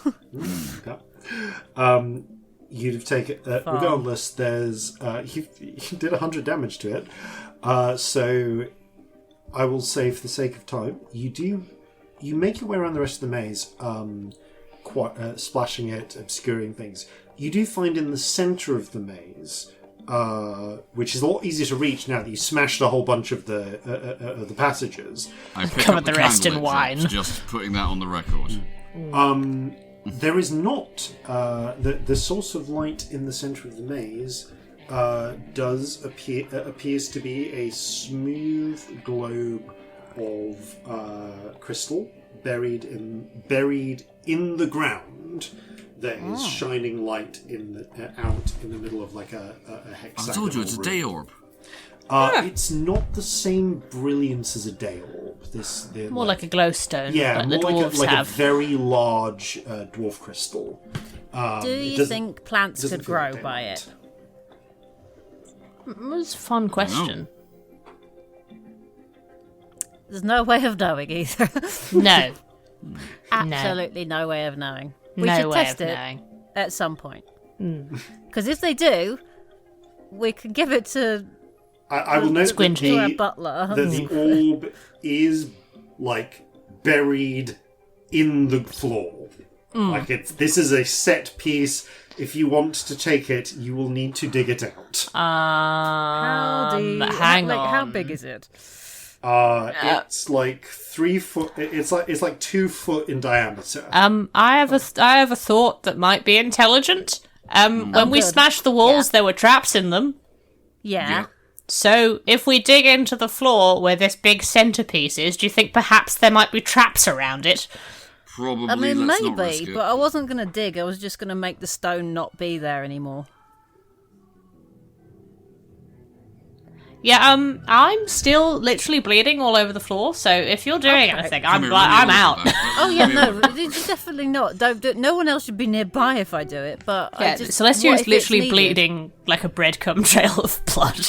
Like, that's what's happening. Okay, Corzin is going to attempt to patch Celestia up a little bit with the Thanks. healer's kit. I got stabbed. It hurt. Yeah, you did. That was a bad stab. Yeah. So you're going to move out and take 10 minutes to do that. Yeah.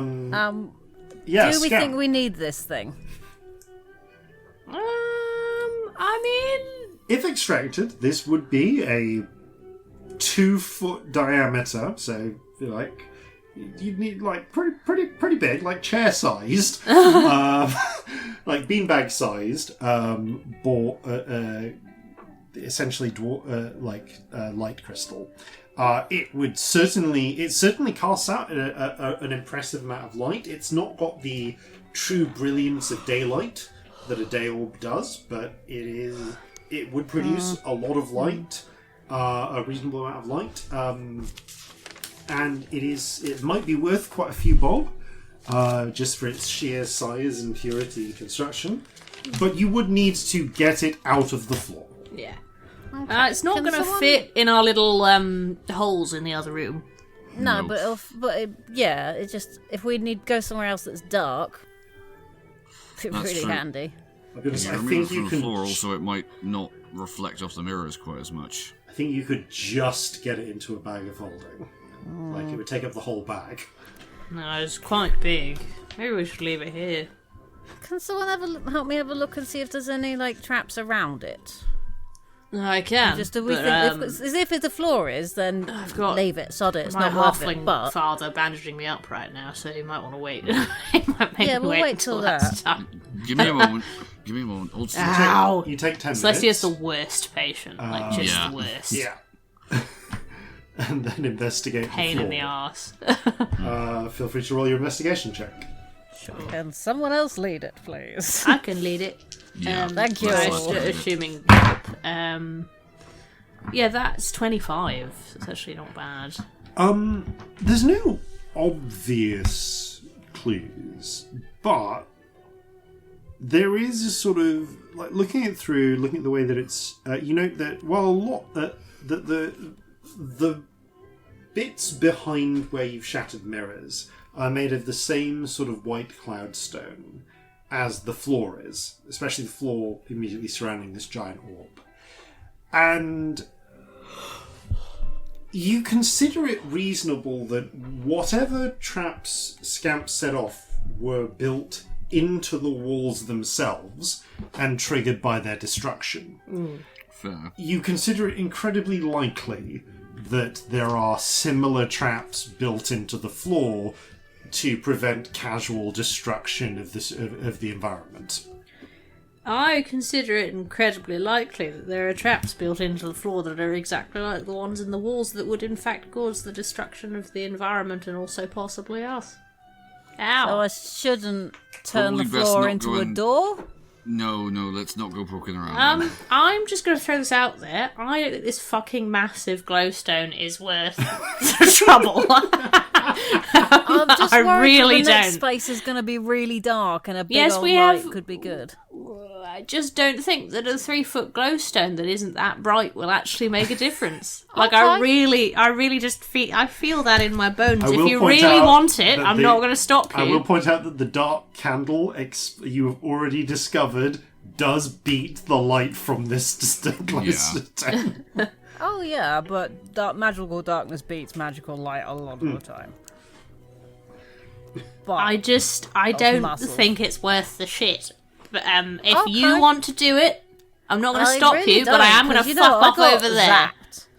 zapped. Now we've checked and there is a thing. It's not worth the effort because I have to touch the thing. Yeah. I can't do that. Well, I can do this at a distance. I'm lying. How big was the blast?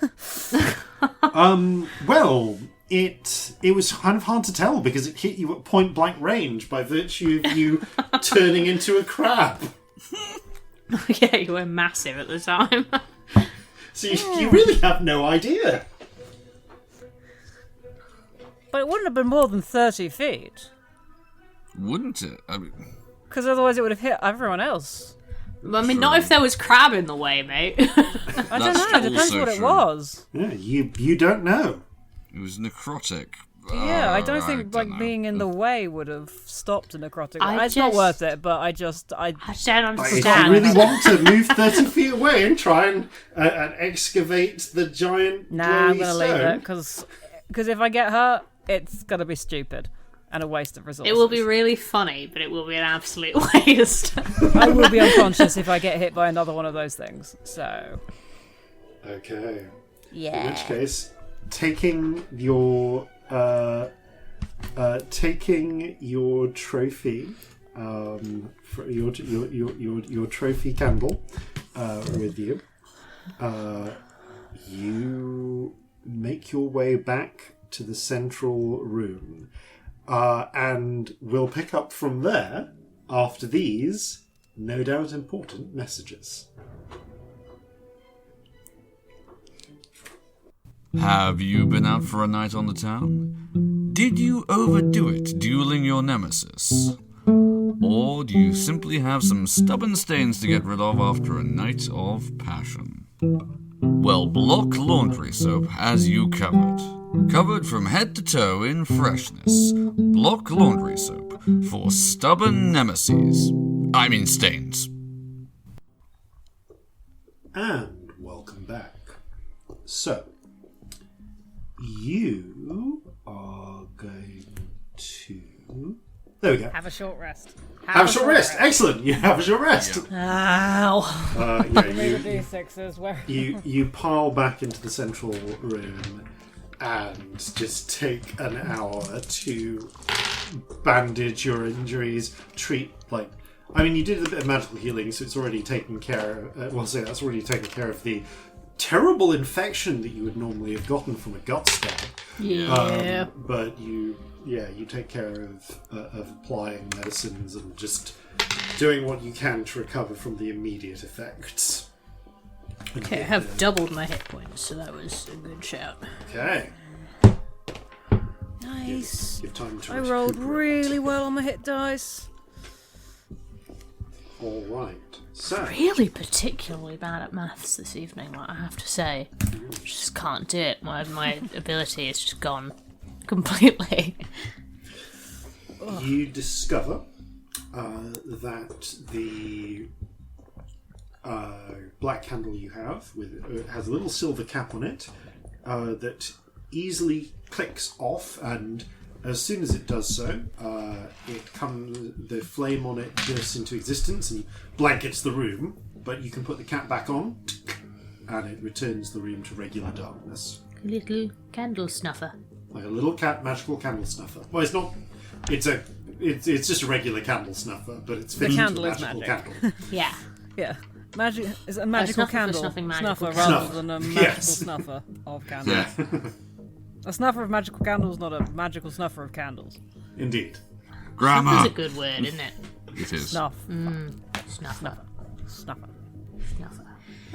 We'd be the zenith of snuff's popularity in the world right now, wouldn't we? So, anything else you wish to do before, presumably, you investigate the left-hand door? No, other than like sit and like bleed less for a bit. Not Okay. really, to be honest. Personally, A bit anyone less else? bleeding, and Alright, then- I thought I before we wasn't open. bleeding, but I don't know where some of my... I was not healthy, and I can't remember why, so, you know. probably the horrifying... necrotic damage, right? like the fact I that only you- got 15 off the necrotic. The other 50 hit points, don't have an explanation for where they went. You Nah, are not covered really, 40. in like cuts Something and else bruises. happened. I was also Injuries you vaguely don't injured remember. before this episode, so I think something I did think happen. you took some injuries crossing the desert. We did do Yeah. that, yeah. Yeah. That sounds likely. I mean, 40 hit points is a lot to mislay. Oh yeah, you had a rock slide fell on you. That's what that it was. Yeah. That was also today. As you in-game. as you What fun. reflect on this, like recovering, taking like having a little food and drink, and like putting some ointments on, you're like, it occurs to you that you might have gotten some rocks on your head because you've forgotten the fact that you momentarily forgot the fact you were been a buried in day. an avalanche. It's fine. I love injuries in D&D because we're always like, oh, I'm cool, I've had a little sit down, I'm fine, after like a gut stab or being concussed by a rock You know, I slide don't have or whatever. massive blood loss or a concussion. Yeah, I mean, don't get me wrong, we have magical healing, but still, like, We're monster crabs worth of health. You do. That crab exploded hard. There's a degree to which the magical healing takes effect immediately, and sometimes it takes effect immediately and then has a slow continuing effect that takes like a good hour of solid rest to kick in. yeah, Yeah. a little sit down and a snacky snack for it to work. Oh, I'm sorry, my headphones just fell apart, so just ignore the noise, continue Yes. with what you were doing. Yeah, these Right. headphones, one ear of them just like falls off every now and then. So if you ever Yeah. hear a bang on the podcast, that's probably what's We might happening. need to get some, Oh dear. We really do we need need to. to get some new ones.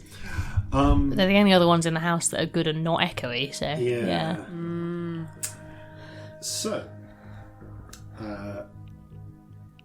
sorry, you were saying there was something you were going to do before you go into the next room? Yeah, a thought occurs to me.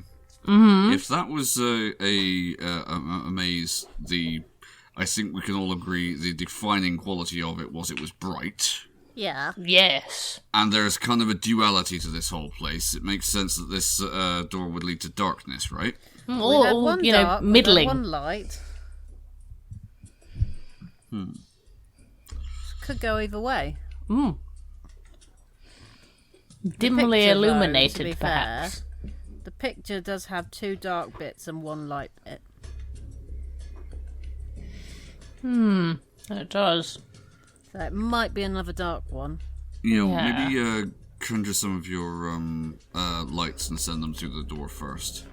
Should we try putting our new little dark candle in the thingy? Yeah. Yeah, let's Yeah. try it.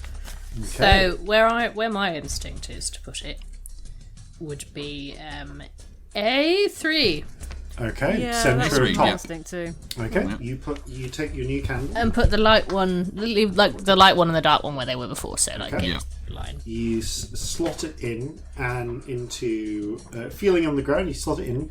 You feel a faint sort of vibration in it, Ooh, it done a buzz. but it doesn't. It doesn't change the spread of darkness the way that the other dark candle has. Okay. Like, so it's still currently casting dark in its regular fashion and blanketing the whole room in it. Okay, well, not yet, not quite right. I put the stuffer back on it. You know, science. Yep, makes sense. Okay. All right. Tell me when you're ready. And in which case, you step forward to the door on the left, and you slide it open. Darkness floods out. Hey! All right. Dark well, time. vindication, I suppose. Is it time to be a giant crab? I will just say, remember how that went last time? I know, but they can. I could see in the dark. Does it have to be that big? You wouldn't Can't fit do down the small hallway. crabs. Weirdly enough, I don't. can only I could do enormous crab. Very small crab. Oh, I can do very small crab. There appears to be no medium. Oh wait, giant crab is medium. There is a medium crab. Okay, there's a regular Wait. sized giant crab as opposed to a could be- titanic crab. I could be like a normal sized crab, but I would be very dumb. Smashing through walls was bad in the last room. Oh yeah, no, it was bad. It's more so I So could if you're see, like, but yeah, I know, but if you smash into a load of walls that have another of a trap again, Oh, we're but all this going to would feel stop the really smashing. stupid.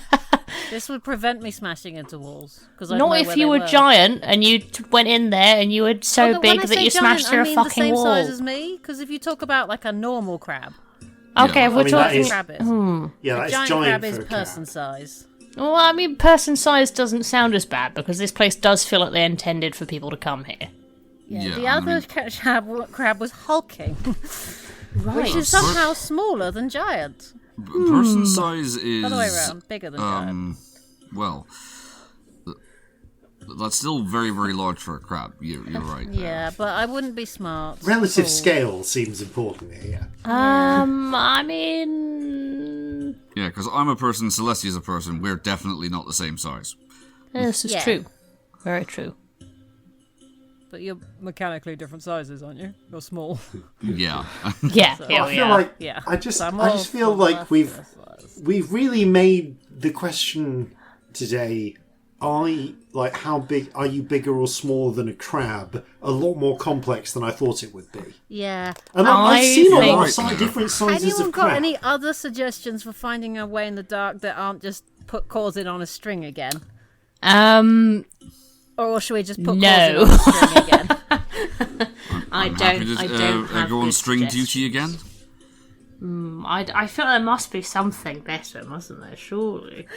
I could be a snake. Oh, you know what I've Fine. got? I do have one of those mage candles that lights up when there's magic stuff. Would that do That could be helpful. Would that do anything? Or would that be useless? I don't know.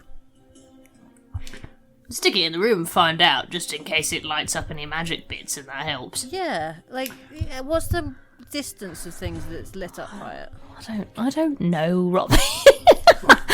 You- No, I will I've say just that written mage since this thing will candle. since the mage candle can burn for 10 minutes, I will say I just that want to you- light it and shove yeah, it through the you- door. You, like, you I'm not light it for like committing less too than 30 hard. seconds. Yeah. When it lights up, it casts the room in a sort of like a faint reddish glow. All of you, just apart from Celestia, because permanent divination blocking, Yay. flare up with like a reddish glow.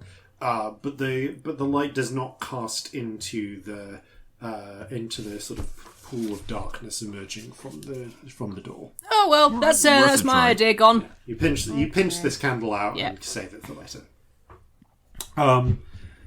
This bit does appear to just be dark. String Corzin. Right. Oh, okay. Corzin Give is you starting to tie the string around his inspiration. waist. I could also... You've got inspiration we now. could Congrats. also, Thank you. like, if I spent some time making Marjorie not a pigeon. Are you a pigeon right now, Marjorie? I think you are, aren't you? Yeah, a pigeon. I can make... I hate to be a broken, like, repeating thing that definitely exists. A repetitive thing. But if I made Marjorie a crab, then we could use my brain, which is not great, but it's better than a crab. Captured a crab before. Oh, we haven't. I don't think we have. Because Marjorie works on Pokemon No, I rules. haven't We got a established crab. this. We'd have to find a crab. So we need to does go anyone back. have a We're in the crab? wrong place for a crab. Does anyone not bring a have crab. crabs? Course it. I do not. Roll. I anyone who wants to, but I guess Corzin can as well. Yeah. Roll a luck check. Just in 9. case. I will roll a 'Cause- fucking luck check. I will 9. not. 14. I'll roll for victory.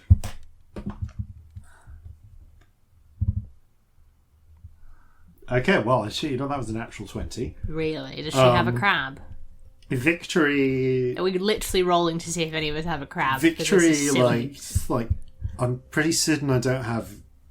She just really peers and starts rummaging through her pack and pauses, reaches a little bit down and pocks some other things. And against all odds, okay. Why are you doing that face? Has something weird happened? Yeah. Like scary weird, good weird? What are we talking with the weird? Like, yeah, weird. So I'm gonna say here that crab, no. But I will let you use the same stats for a tiny crab. I think I've got a cockroach at the bottom, living at the bottom of my bag. Oh, gross. All right. Would that do? Sure. That makes sense. They're used to Probably. dark spaces. Wow, I need to clean out my bag and my pack. Yeah. So What's that you know I living on? literally have a cleaning spell, right? I mean, yeah, but like, sorry, I've just got like, there's a lot of stuff that just, like, you know how it falls to the bottom of your bag? Oh, like, no shame from here. I've no Right. fucking clue what's She in the pulls bottom open of the bag and you mine. see that there's like the top part of the backpack is reasonably ordered, but she's like, there's just like a collection of like small bits of detritus and lint, and you can see some broken, like crumbled like rations, ship's biscuits, little bits and bobs at the bottom, and indeed one very small and hardy looking cockroach which wiggles its feelers at you. Hello. Genuinely, though, I'm sure my bag is probably worse. I don't look at the bottom of mine out of fear, if I'm honest. I don't want to know what's there. No one knows what lies within the depths.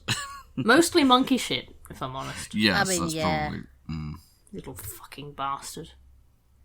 So I could make a Marjorie out of this little fella. And then we could have a little weird, creepy, crawly friend. Yeah. Which would be about as capable of seeing in the dark, I think, as an actual crab would be.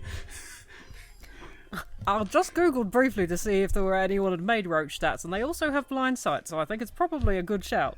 Yeah, that was my instinct there. Yeah, natural 20. There's a tiny. Wow. There is a tiny cockroach. So yeah, I'm going to cut a Shall I long try story that? short. Do we want to do that? Yeah, Might as well. I mean, sounds like fun. if there's a way we can negate the fact that none of us can see, I think it's worth taking the time to do. Okay, Well, you're hi. going to burn some magical incense, take an hour, and you capture the form of the cockroach, burning it into one of the little red rubber balls, little red and white rubber balls that you have. Yep. Nothing weird here. And Everything weird here. You, as part of it, Marjorie's form collapses into a series of planes of golden light and reforms, again with planes of golden light, into a teeny little cockroach. Right. I'm gonna have a little sit down, and see what Marjorie can see. Okay, so, well, this is interesting. Marjorie is going to take a little adventure. I guess since you are essentially puppeting Marjorie, and this is not exactly perception-based, you get to lead the investigation check. to navigate for any navigations of this maze. Can I give Scamp inspiration? You Will can that give Scamp help? inspiration, yes. Do that. You amazing little cockroach. You're disgusting. Have inspiration. Thank you. Through... I'm going to just describe everything as the shape of things. Cool. So if someone else could draw or write it down or something, so we have a little map. We have parchment, so yeah, Yes. we can do that. Maybe if we all try, one of us will get it right.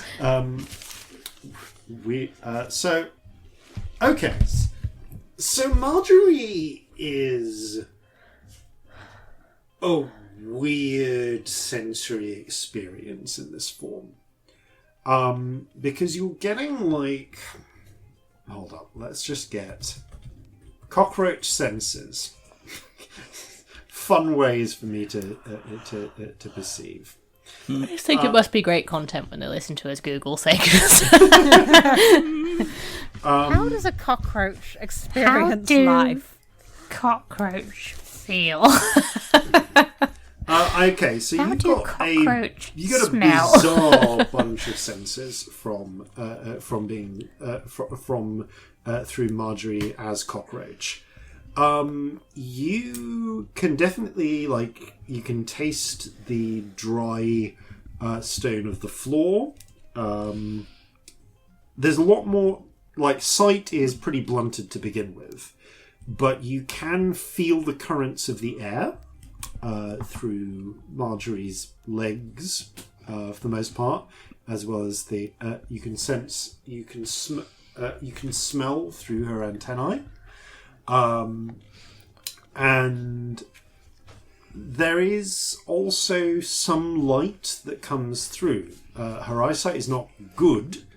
But you get but there's weird colours and sensations that give you the sense that you're seeing different types of light that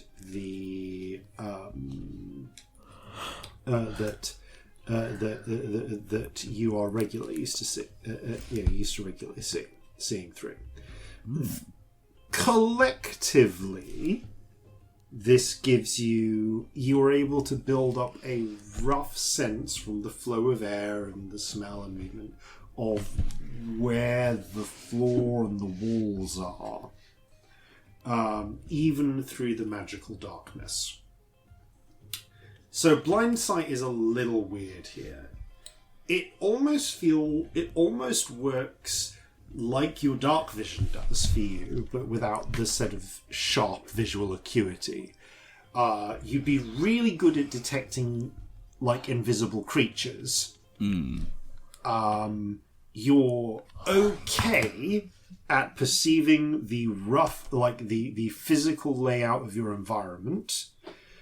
But your your sense of vision is just terrible. Even outside of the darkness. But you do have some.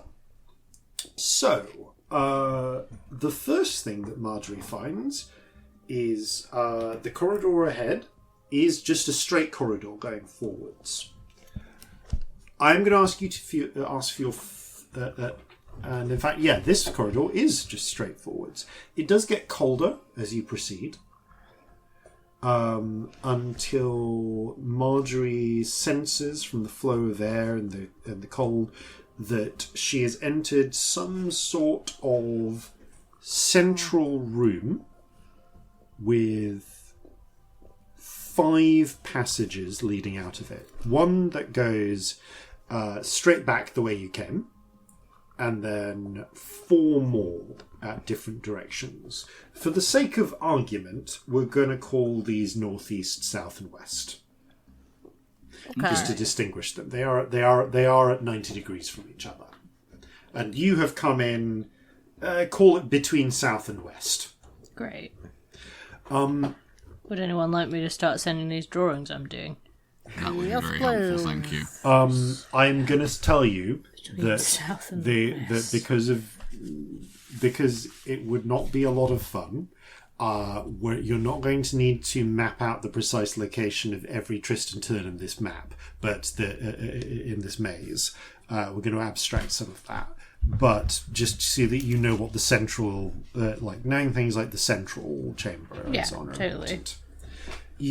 Marjorie can also sense that there is, from her current position, that there is a central column of some sort that goes from floor to ceiling. And there is something... Cockroach Adventure. I love this picture. Yeah. I've labelled my drawing. My drawing's labelled Cockroach Adventure.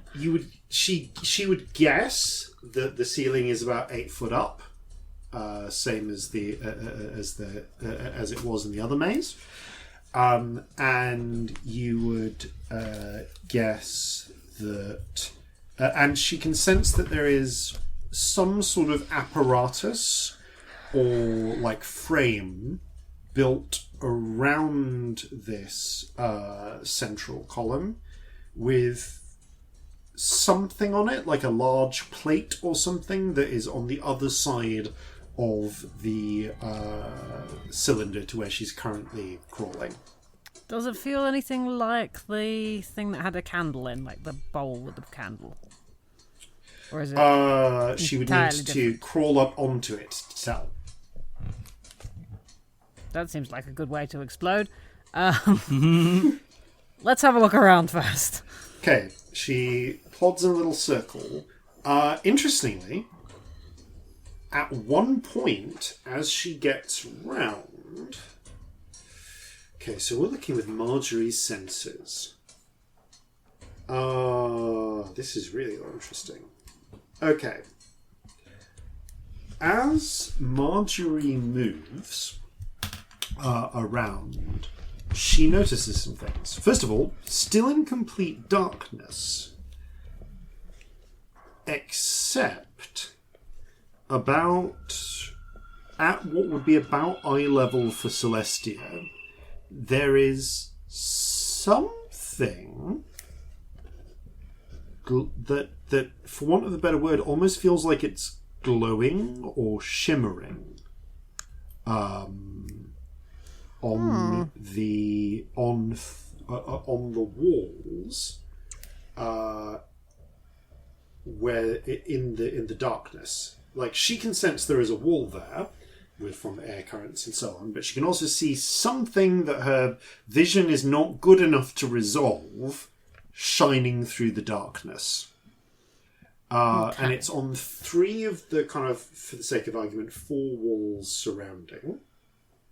But as she moves around a little bit further, she finds that the darkness suddenly stops and is replaced by, for want of a better term, regular darkness. The absolute blumph, zero light, magical, dark vision completely gone. There's a change. It's still dark to her. She's still getting no light, but there's a change in the quality of the darkness. And in that quarter of the room, it's just dark, and she can't see an image. She can't see any strange magical lights. So is that if she's in the bit where the plate is? She is indeed in the corner which is facing the plate. She's also able to perceive, as she walks around, that there are 4 objects that your mind sort of translates as levers, maybe, on the wall. Okay, so we've got levers. Or what's a plate thing? Or possibly maybe levers, maybe closer to Marjorie really does not have good vision and is only getting a broad sense here. But your guess would be levers. I'm mostly sending you this drawing for comedy at this point because it's really running for me. So yeah, that is the central. So just to quickly recap, the central chamber has some sort of cylinder in the center. There is a plate covering 1/4 of it in some way that has the taste of blocking the magical darkness. It's still dark, but less of her other senses is suppressed. And in the 3 quarters that are not blocked by the plate, she is able to perceive some sort of sense or like image or something in the darkness on 3 walls. And each of the 4 walls, besides the passageways leading out, have what you think is a lever. So nothing immediately hazardous then? Well, nothing immediately hazardous to a tiny cockroach. But do we think maybe then pulling the levers moves the plate and different bits will get suppressed or not suppressed the dark? That would make sense, wouldn't it? If it covers like a quarter of a thing and there's levers in it, yeah. It's convenient that there's 4 levers and 4 of us. That is convenient. Yeah, what would happen if we pulled all of them? I don't know. One way Maybe to find they're a out. thing to... do we want Marjorie to have a peer down any of these corridors? I mean, I feel like we've got her in there. Probably sensible. Yeah. Try, where are you now? Let's go up the north one. Alright. Okay. Arbitrarily calling things directions because we don't know, but that one. Okay, so you go through the north one. I'm going to say that... the north one. I'm going to say that right now the plate is facing east. Just to have given it a direction. Oh, so it goes over a corridor. It's sort of like where the plate is facing faces a corridor and a lever, you think. Got you. So you go north. Okay, can I ask for an investigation check, please? Yes. Okay. You still have inspiration. Thank you. I might well need it. My investigation is poor. Oh, I might use it. Okay, that's 18.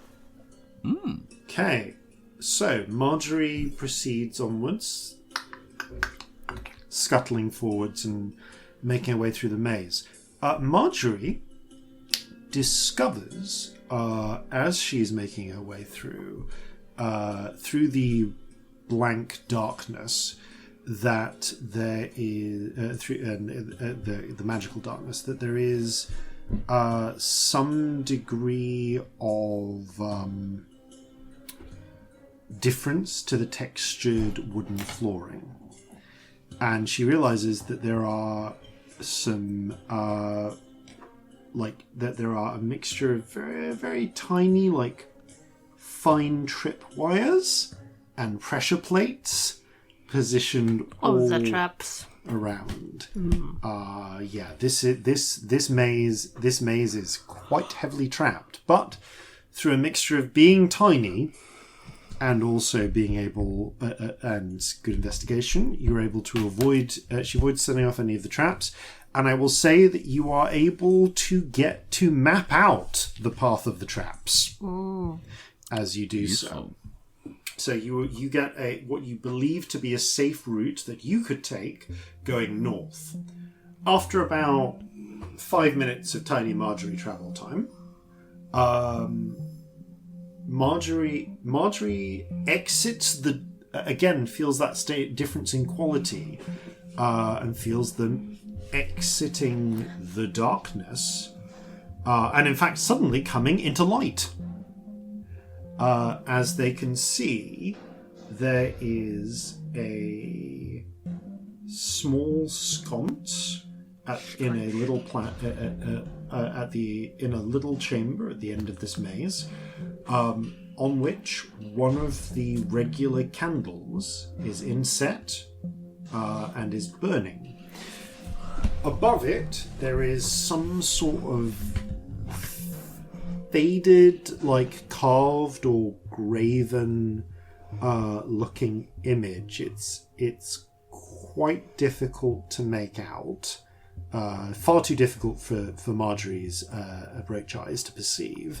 And what appears to be a painted symbol or glyph, which you vaguely recognize as being a Haldanic. because you have comprehend languages cast on you, you are able to read this as the symbol for innocence.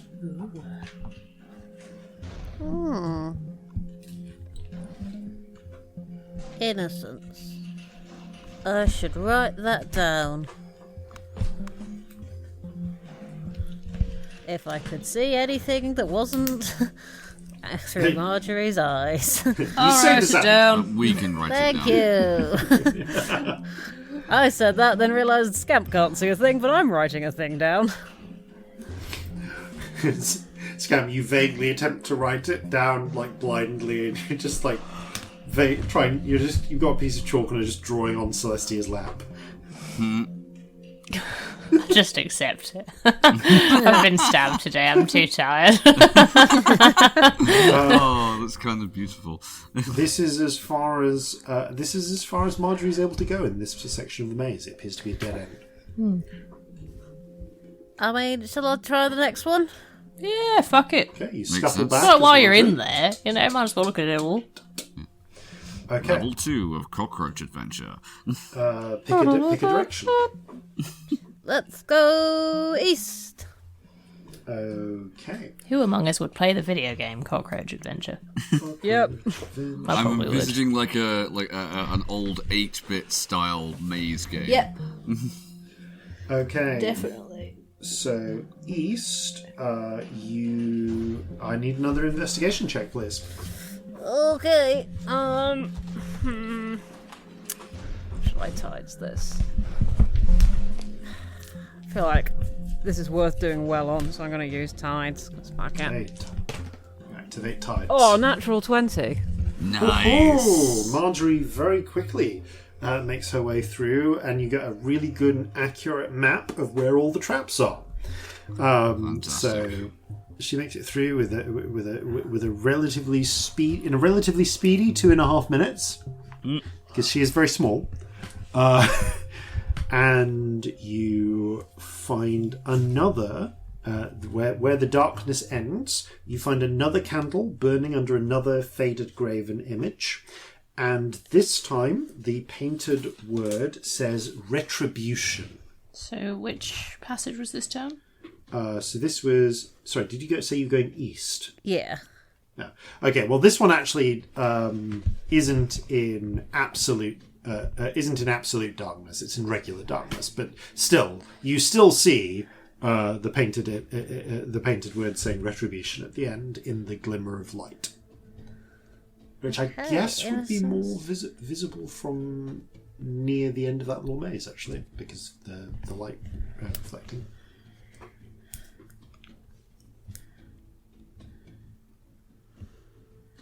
So, you scuffle back. You've done north and east. Okay. Well, if I you're guess- continuing around, try the south. Yeah. I ain't got anything to add to this one. It's just going to be a normal looking around. Okay. Do you want some more rainbow fun? If you've got it to spare. Oh, yeah, fuck it. Thank Ooh, you. you're so cool. Spark of rainbow I energy. think I might need it. Oh, I did need it. You're the greatest little cockroach of them all. I got higher on the inspiration dice than I did on the T20. Oh boy. Which makes it a whole 18 again. Nice. Got an 11 on the inspiration dice. Marjorie nice. is successfully able to navigate the maze. You think you get all of the traps this time. And she makes it to the end where, again, a candle, a faded image, and a painted word. So this time it is renewal. Okay. Innocence renewal. Innocence, retribution, renewal. Okay. Marjorie scuttles back. Conveniently, to fill in that little diagram thingy with all the holes in it, would you actually need another 4 candles? 4 candles. Candles to it. 4 candles, yeah. It's an old halfling joke. Oh, it is in this world, though, isn't it? Oh, yeah. Corzin would fucking love the two Ronnies. Yeah, probably. American listeners, if you're not familiar with the two Ronnies, look up the two Ronnies. Look up the Four Candles sketch specifically. Yeah. Yeah. Okay. Well, in which case, I'm assuming you're sending you're sending Marjorie one more time to run the gauntlet. Into the terrifying tunnel. One Okay. last investigation check. Oh boy. Right. Okay, that is a dirty 20. Okay. You believe you've successfully mapped out the tunnel, the traps one last time, and she makes it to the end where you discover indeed another candle, a graven image, and the word hubris. Oh well. Okay. Marjorie scuttles all the way back. Okay, you have mapped out as much of the maze as there is. Do you think these need doing in like a certain order?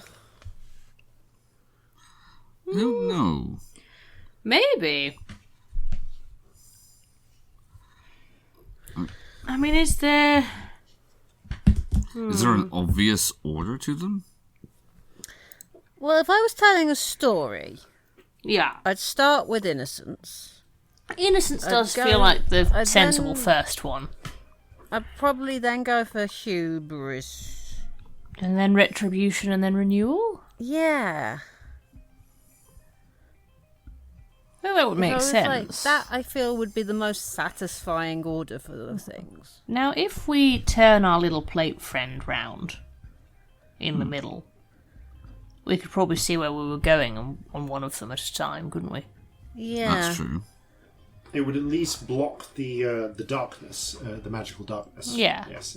It would make it normal darkness, which is Yeah. okay if you're us. Yeah. Now, Should we try how doing that was then? it? In what way was it blocking it, do we think? I mean, I don't know, darling. I'm just worried that Why there's you're going to be like asking us. no magic. But it wasn't blocking Marjorie, so... I mean, it could Can't be a literally complete- just be a thing that blocks another Yeah, it could darkness just be a candle. thing, yeah. Let's go give it a go. Being super careful of the first bit, because I didn't find any traps, but, you know, Okay. who knows? So as a party, then you welcome Marjorie back, and make your way down the net corridor into the central chamber. So here are some things that you can see that Marjorie cannot. Couldn't. Yeah, we're because going to be you have super careful as we go. better Yeah. visual acuity.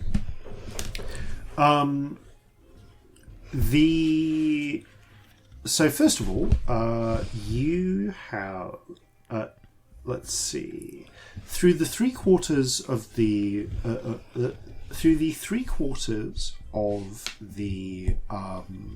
room that are covered in darkness, you are able to see. You can't see anything. It's darkness. You are having to put one hand carefully. You're kind of. I mean, you're just kind of up to you whether you want to use a hand to on against the wall if you trust that or not, or just hands on shoulders and walking as carefully down the middle as you can. I think But when probably you- that one. Probably Again, that, I think. our height difference is going to be playing out hilariously here. Aww. But as you reach the center, you do see, seeming to just hang in the air in the darkness, there are painted what appear to be glyphs in Haldanic that just seem almost like a searing,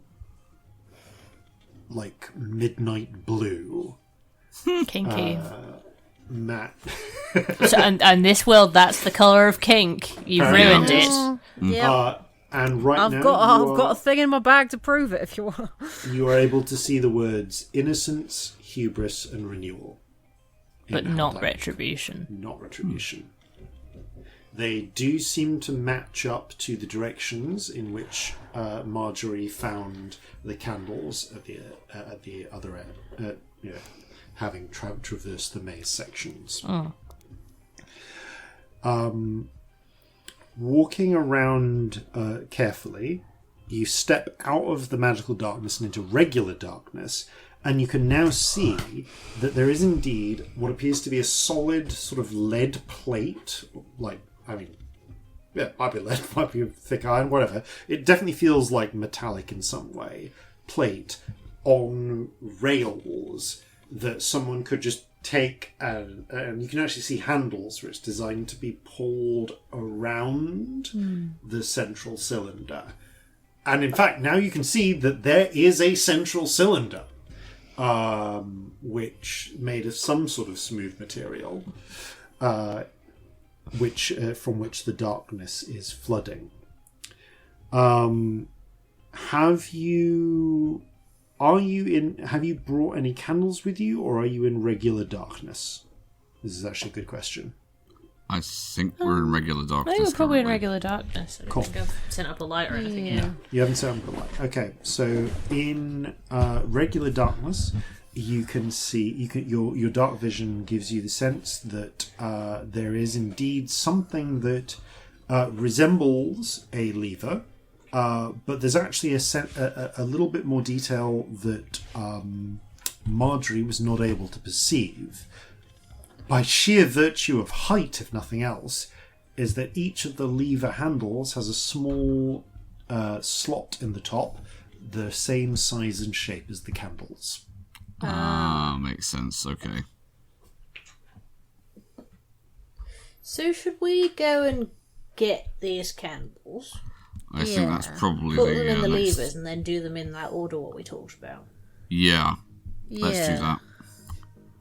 Okay. Alright, one at a time? Yeah. Yeah. So I think we should get them in the order as well. Let's start with Innocence Yeah, then. just in case. Okay. Get Innocence, put it in the holder, and then get So, now we find out whether you accurately mapped out the traps, whether or they Marjorie didn't get missed set anything. off by virtue of Marjorie being a cockroach. Okay, so in regular darkness, I have 19 as my passive. Okay. Yeah, if it's regular darkness and we are walking along a corridor potentially full of traps, I will send up some lights as well.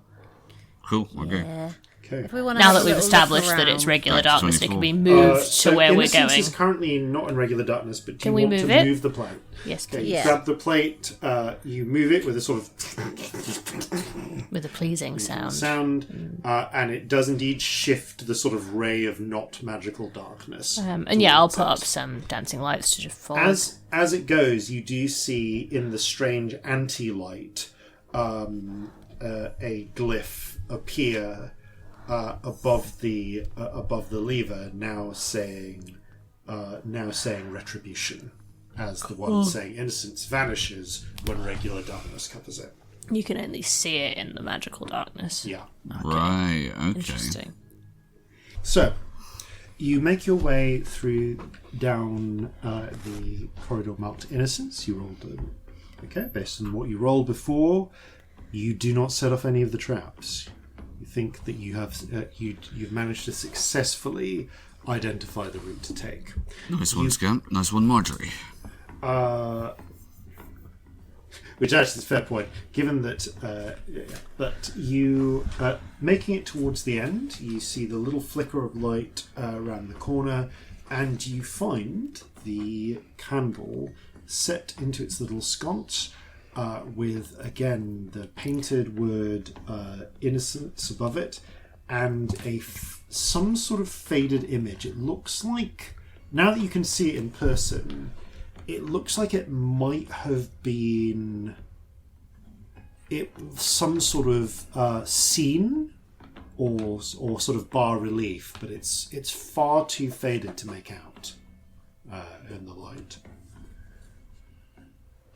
What would you like to do?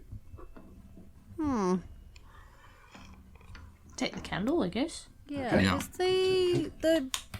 the image, was it just painted or is it carved? Carved. But Shall we it take a almost rubbing? It almost seems like it's Could do, erased couldn't by. we? It's been weathered by time in some way. Can't hurt. You got any charcoal? Yeah, and loads of chalk and stuff. Yeah. And crayons. we can do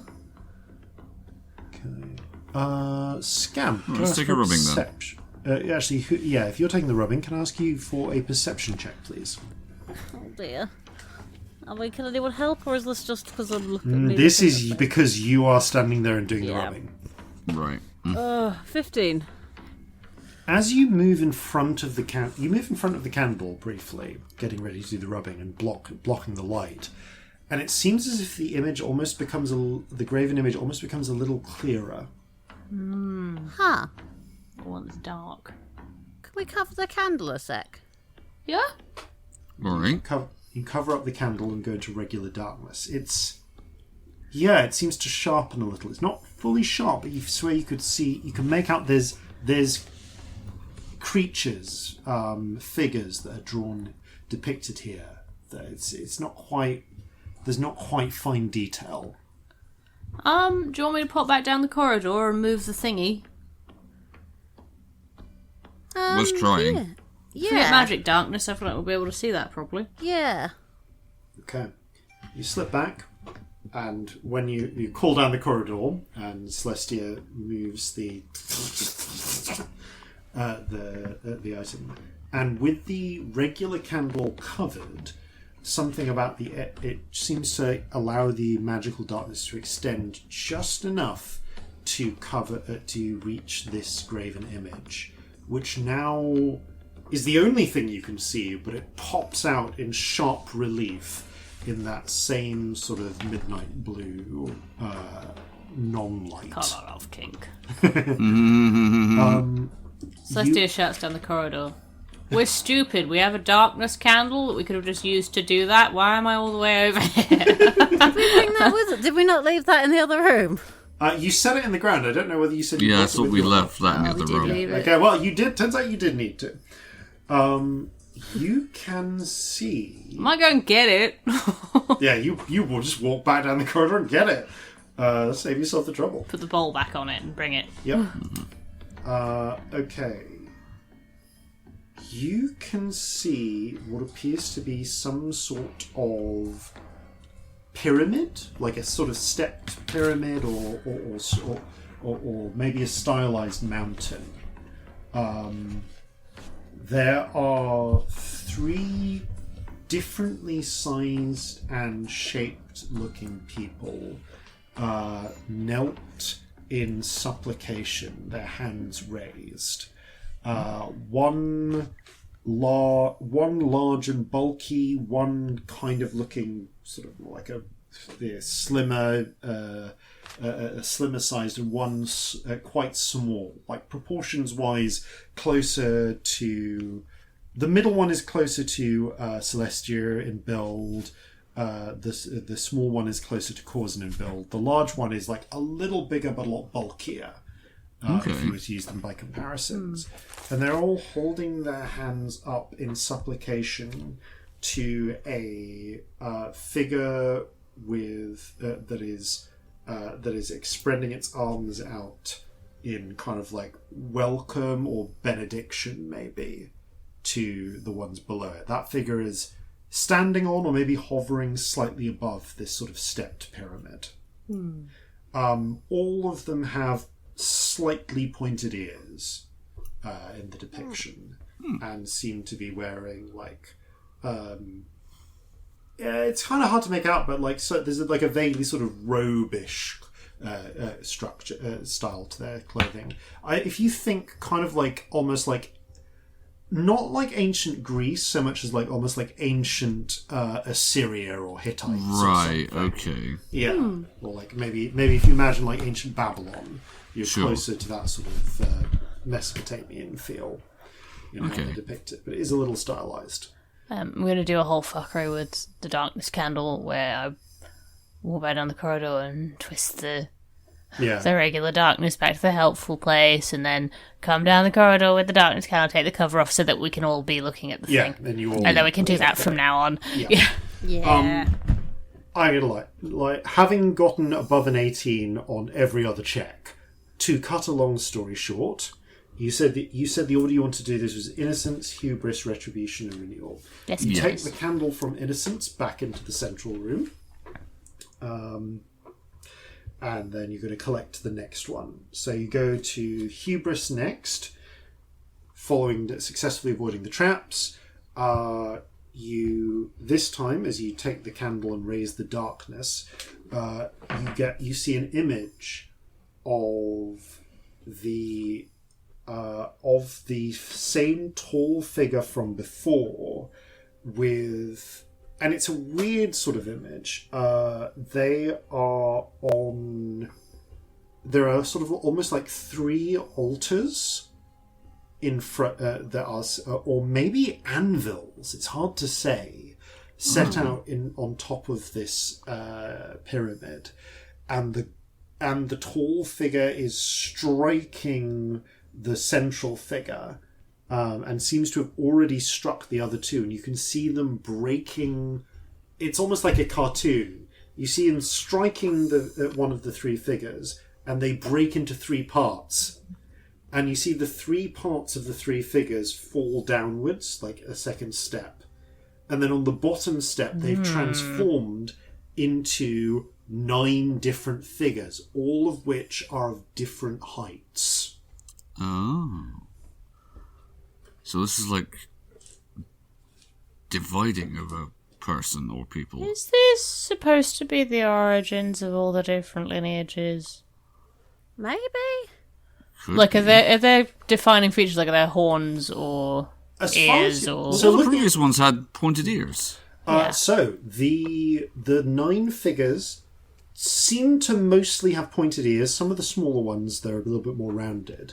And they all seem to be... Interestingly, they all seem to be bigger than the original 3 were, but only the ones on the very right-hand edge, because they're arranged in like height order, are as tall as the figure depicted on top of the pyramid. You return with the hubris candle, make your way to the 3rd candle, retribution. At the end of this, as you take the candle away and shine the dark light into place, you see that you see what seems to be a battle of some description, again depicted in different stages going down the pyramid. At the top of the pyramid, you see the tall figure fighting the 9 other figures. The second stage, you see the tall figure being pulled down the pyramid by the smaller figures.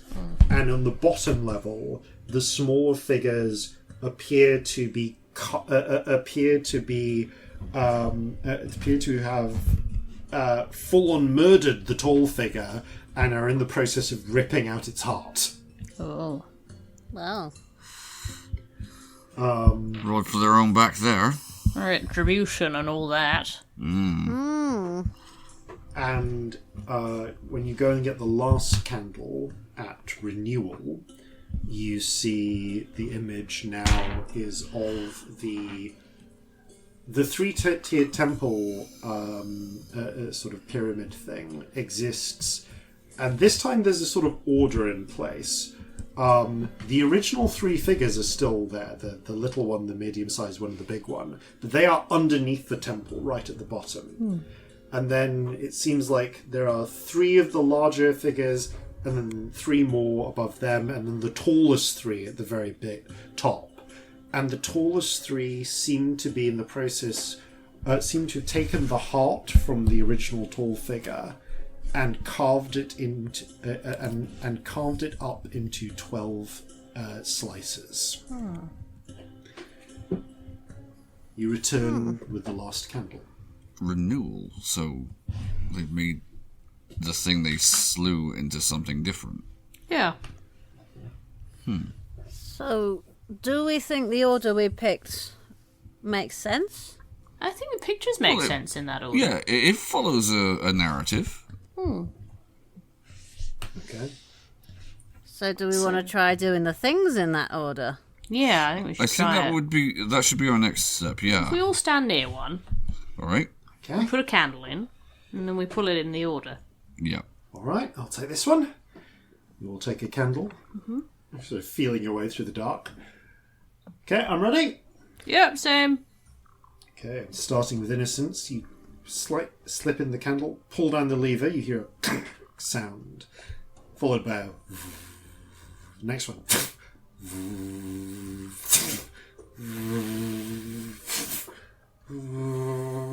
There's a resonance through the room, and then a sound as you hear the cylinder in the centre descend into the ground.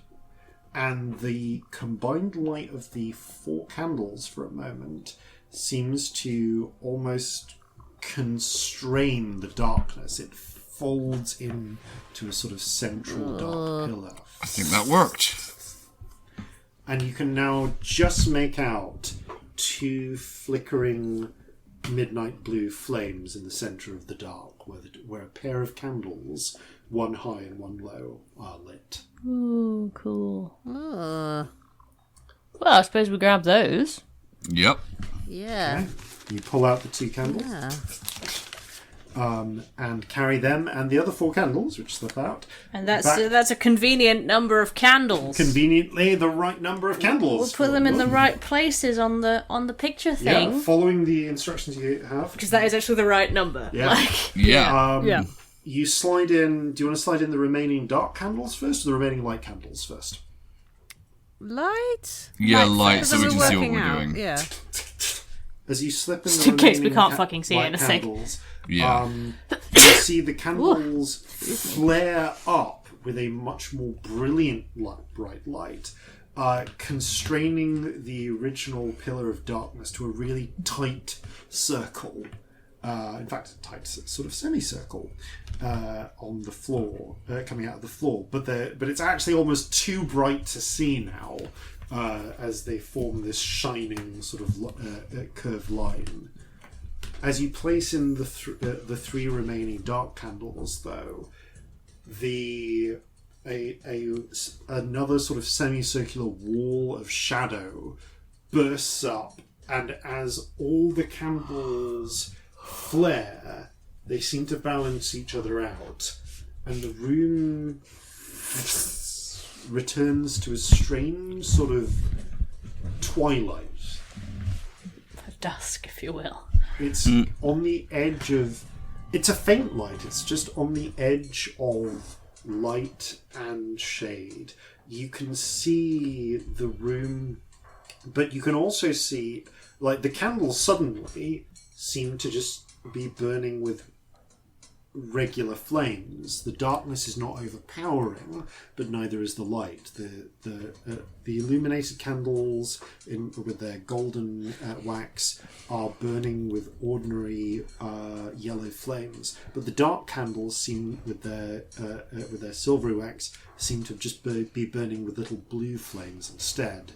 And you can now see elaborate designs and patterns in this midnight iridescent blue all over the walls, and leading towards a framed doorway on the far wall, which was blank.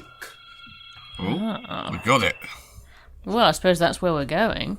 Yep. Door slides aside, and you can see beyond. There is a small chamber with another door behind it, and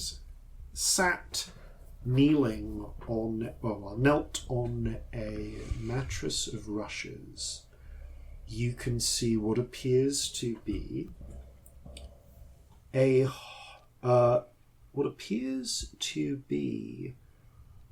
hobgoblin man. No, sorry, a bugbear. With dark hair, dressed in a sort of grey,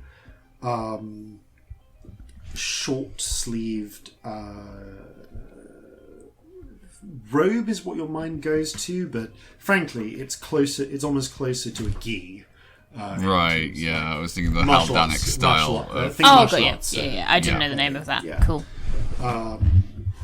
You can see that there is that he has a couple of small blades sheathed at his side, and he looks up at you with dark eyes.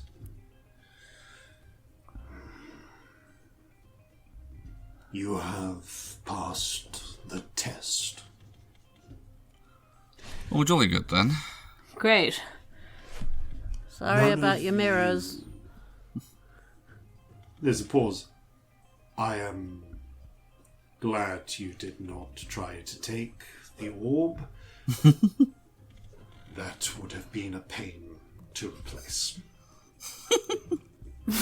Yeah, that is fair. Are you Krios?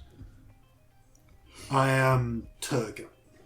I am an echo of Krios. Okay. And I am afraid... Nice to meet you. He bows. I am afraid none of you are Krios. I would know. Okay. Well, nice to meet you anyway. Lovely to meet you. Can you tell us anything useful? Do you want us to bring you sandwiches if we come back this way? You have passed the test. It will be much easier for you to return. You Right. need not worry. You need not cater to my needs. Okay, well, it's not about need. It's whether it'd be nice for you. Would you like a book? Or, stuff like that. There is like a raised eyebrow.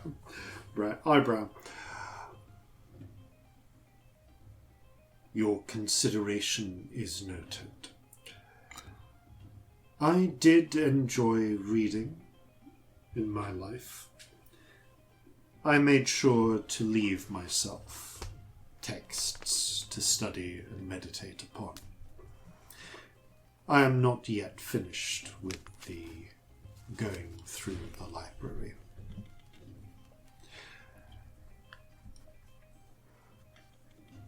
Okay.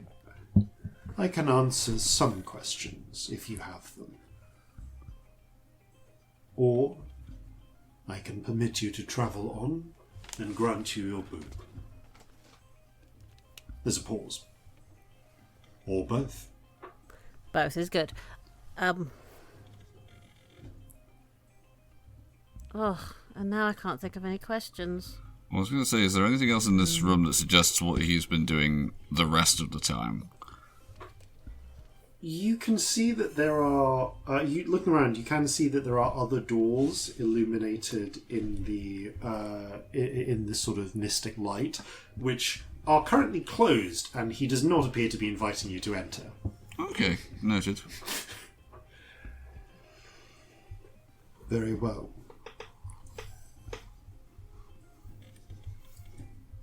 I advise you, then, to look to my husbands. We three were all husbands of the great Khan, Morte. She came here with us, and we discovered our pasts. You may be one of mine, but I do not know them as I know myself. I only know you are not me. Okay. He stands for a moment and opens his palms. There are two of you, so there are two boons.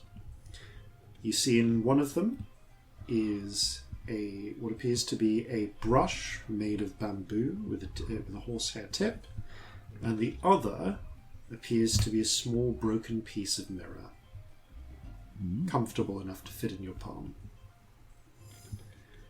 This brush will let you write in the ink that decorates this place, to leave messages that can only be seen in true darkness. Cool.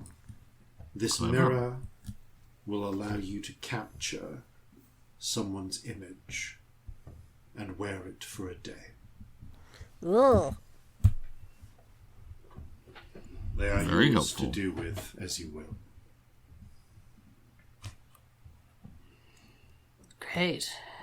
Okay, well, Thank one's you. super creepy, and the other one I will only use for stupid things. Say thank you. Thank you very much. That's really helpful. And I am sorry I broke all your mirrors. Part of my job is repairing the mirrors. Do you need help with that? I ensured that... Let's pause. Krios ensured that I would have sufficient means to do so. Okay. Do you have any advice on where to go next? There is only one path that will lead you onwards. Oh. Next, you must pass from dusk to dawn. There is a pause. Okay. Any warnings about Dawn? Any All who have information? returned tell me that dawn is terrible. Right. Great. So people did come back this way then? He inclines his head. Anything more specific than terrible? There is a test to face there also.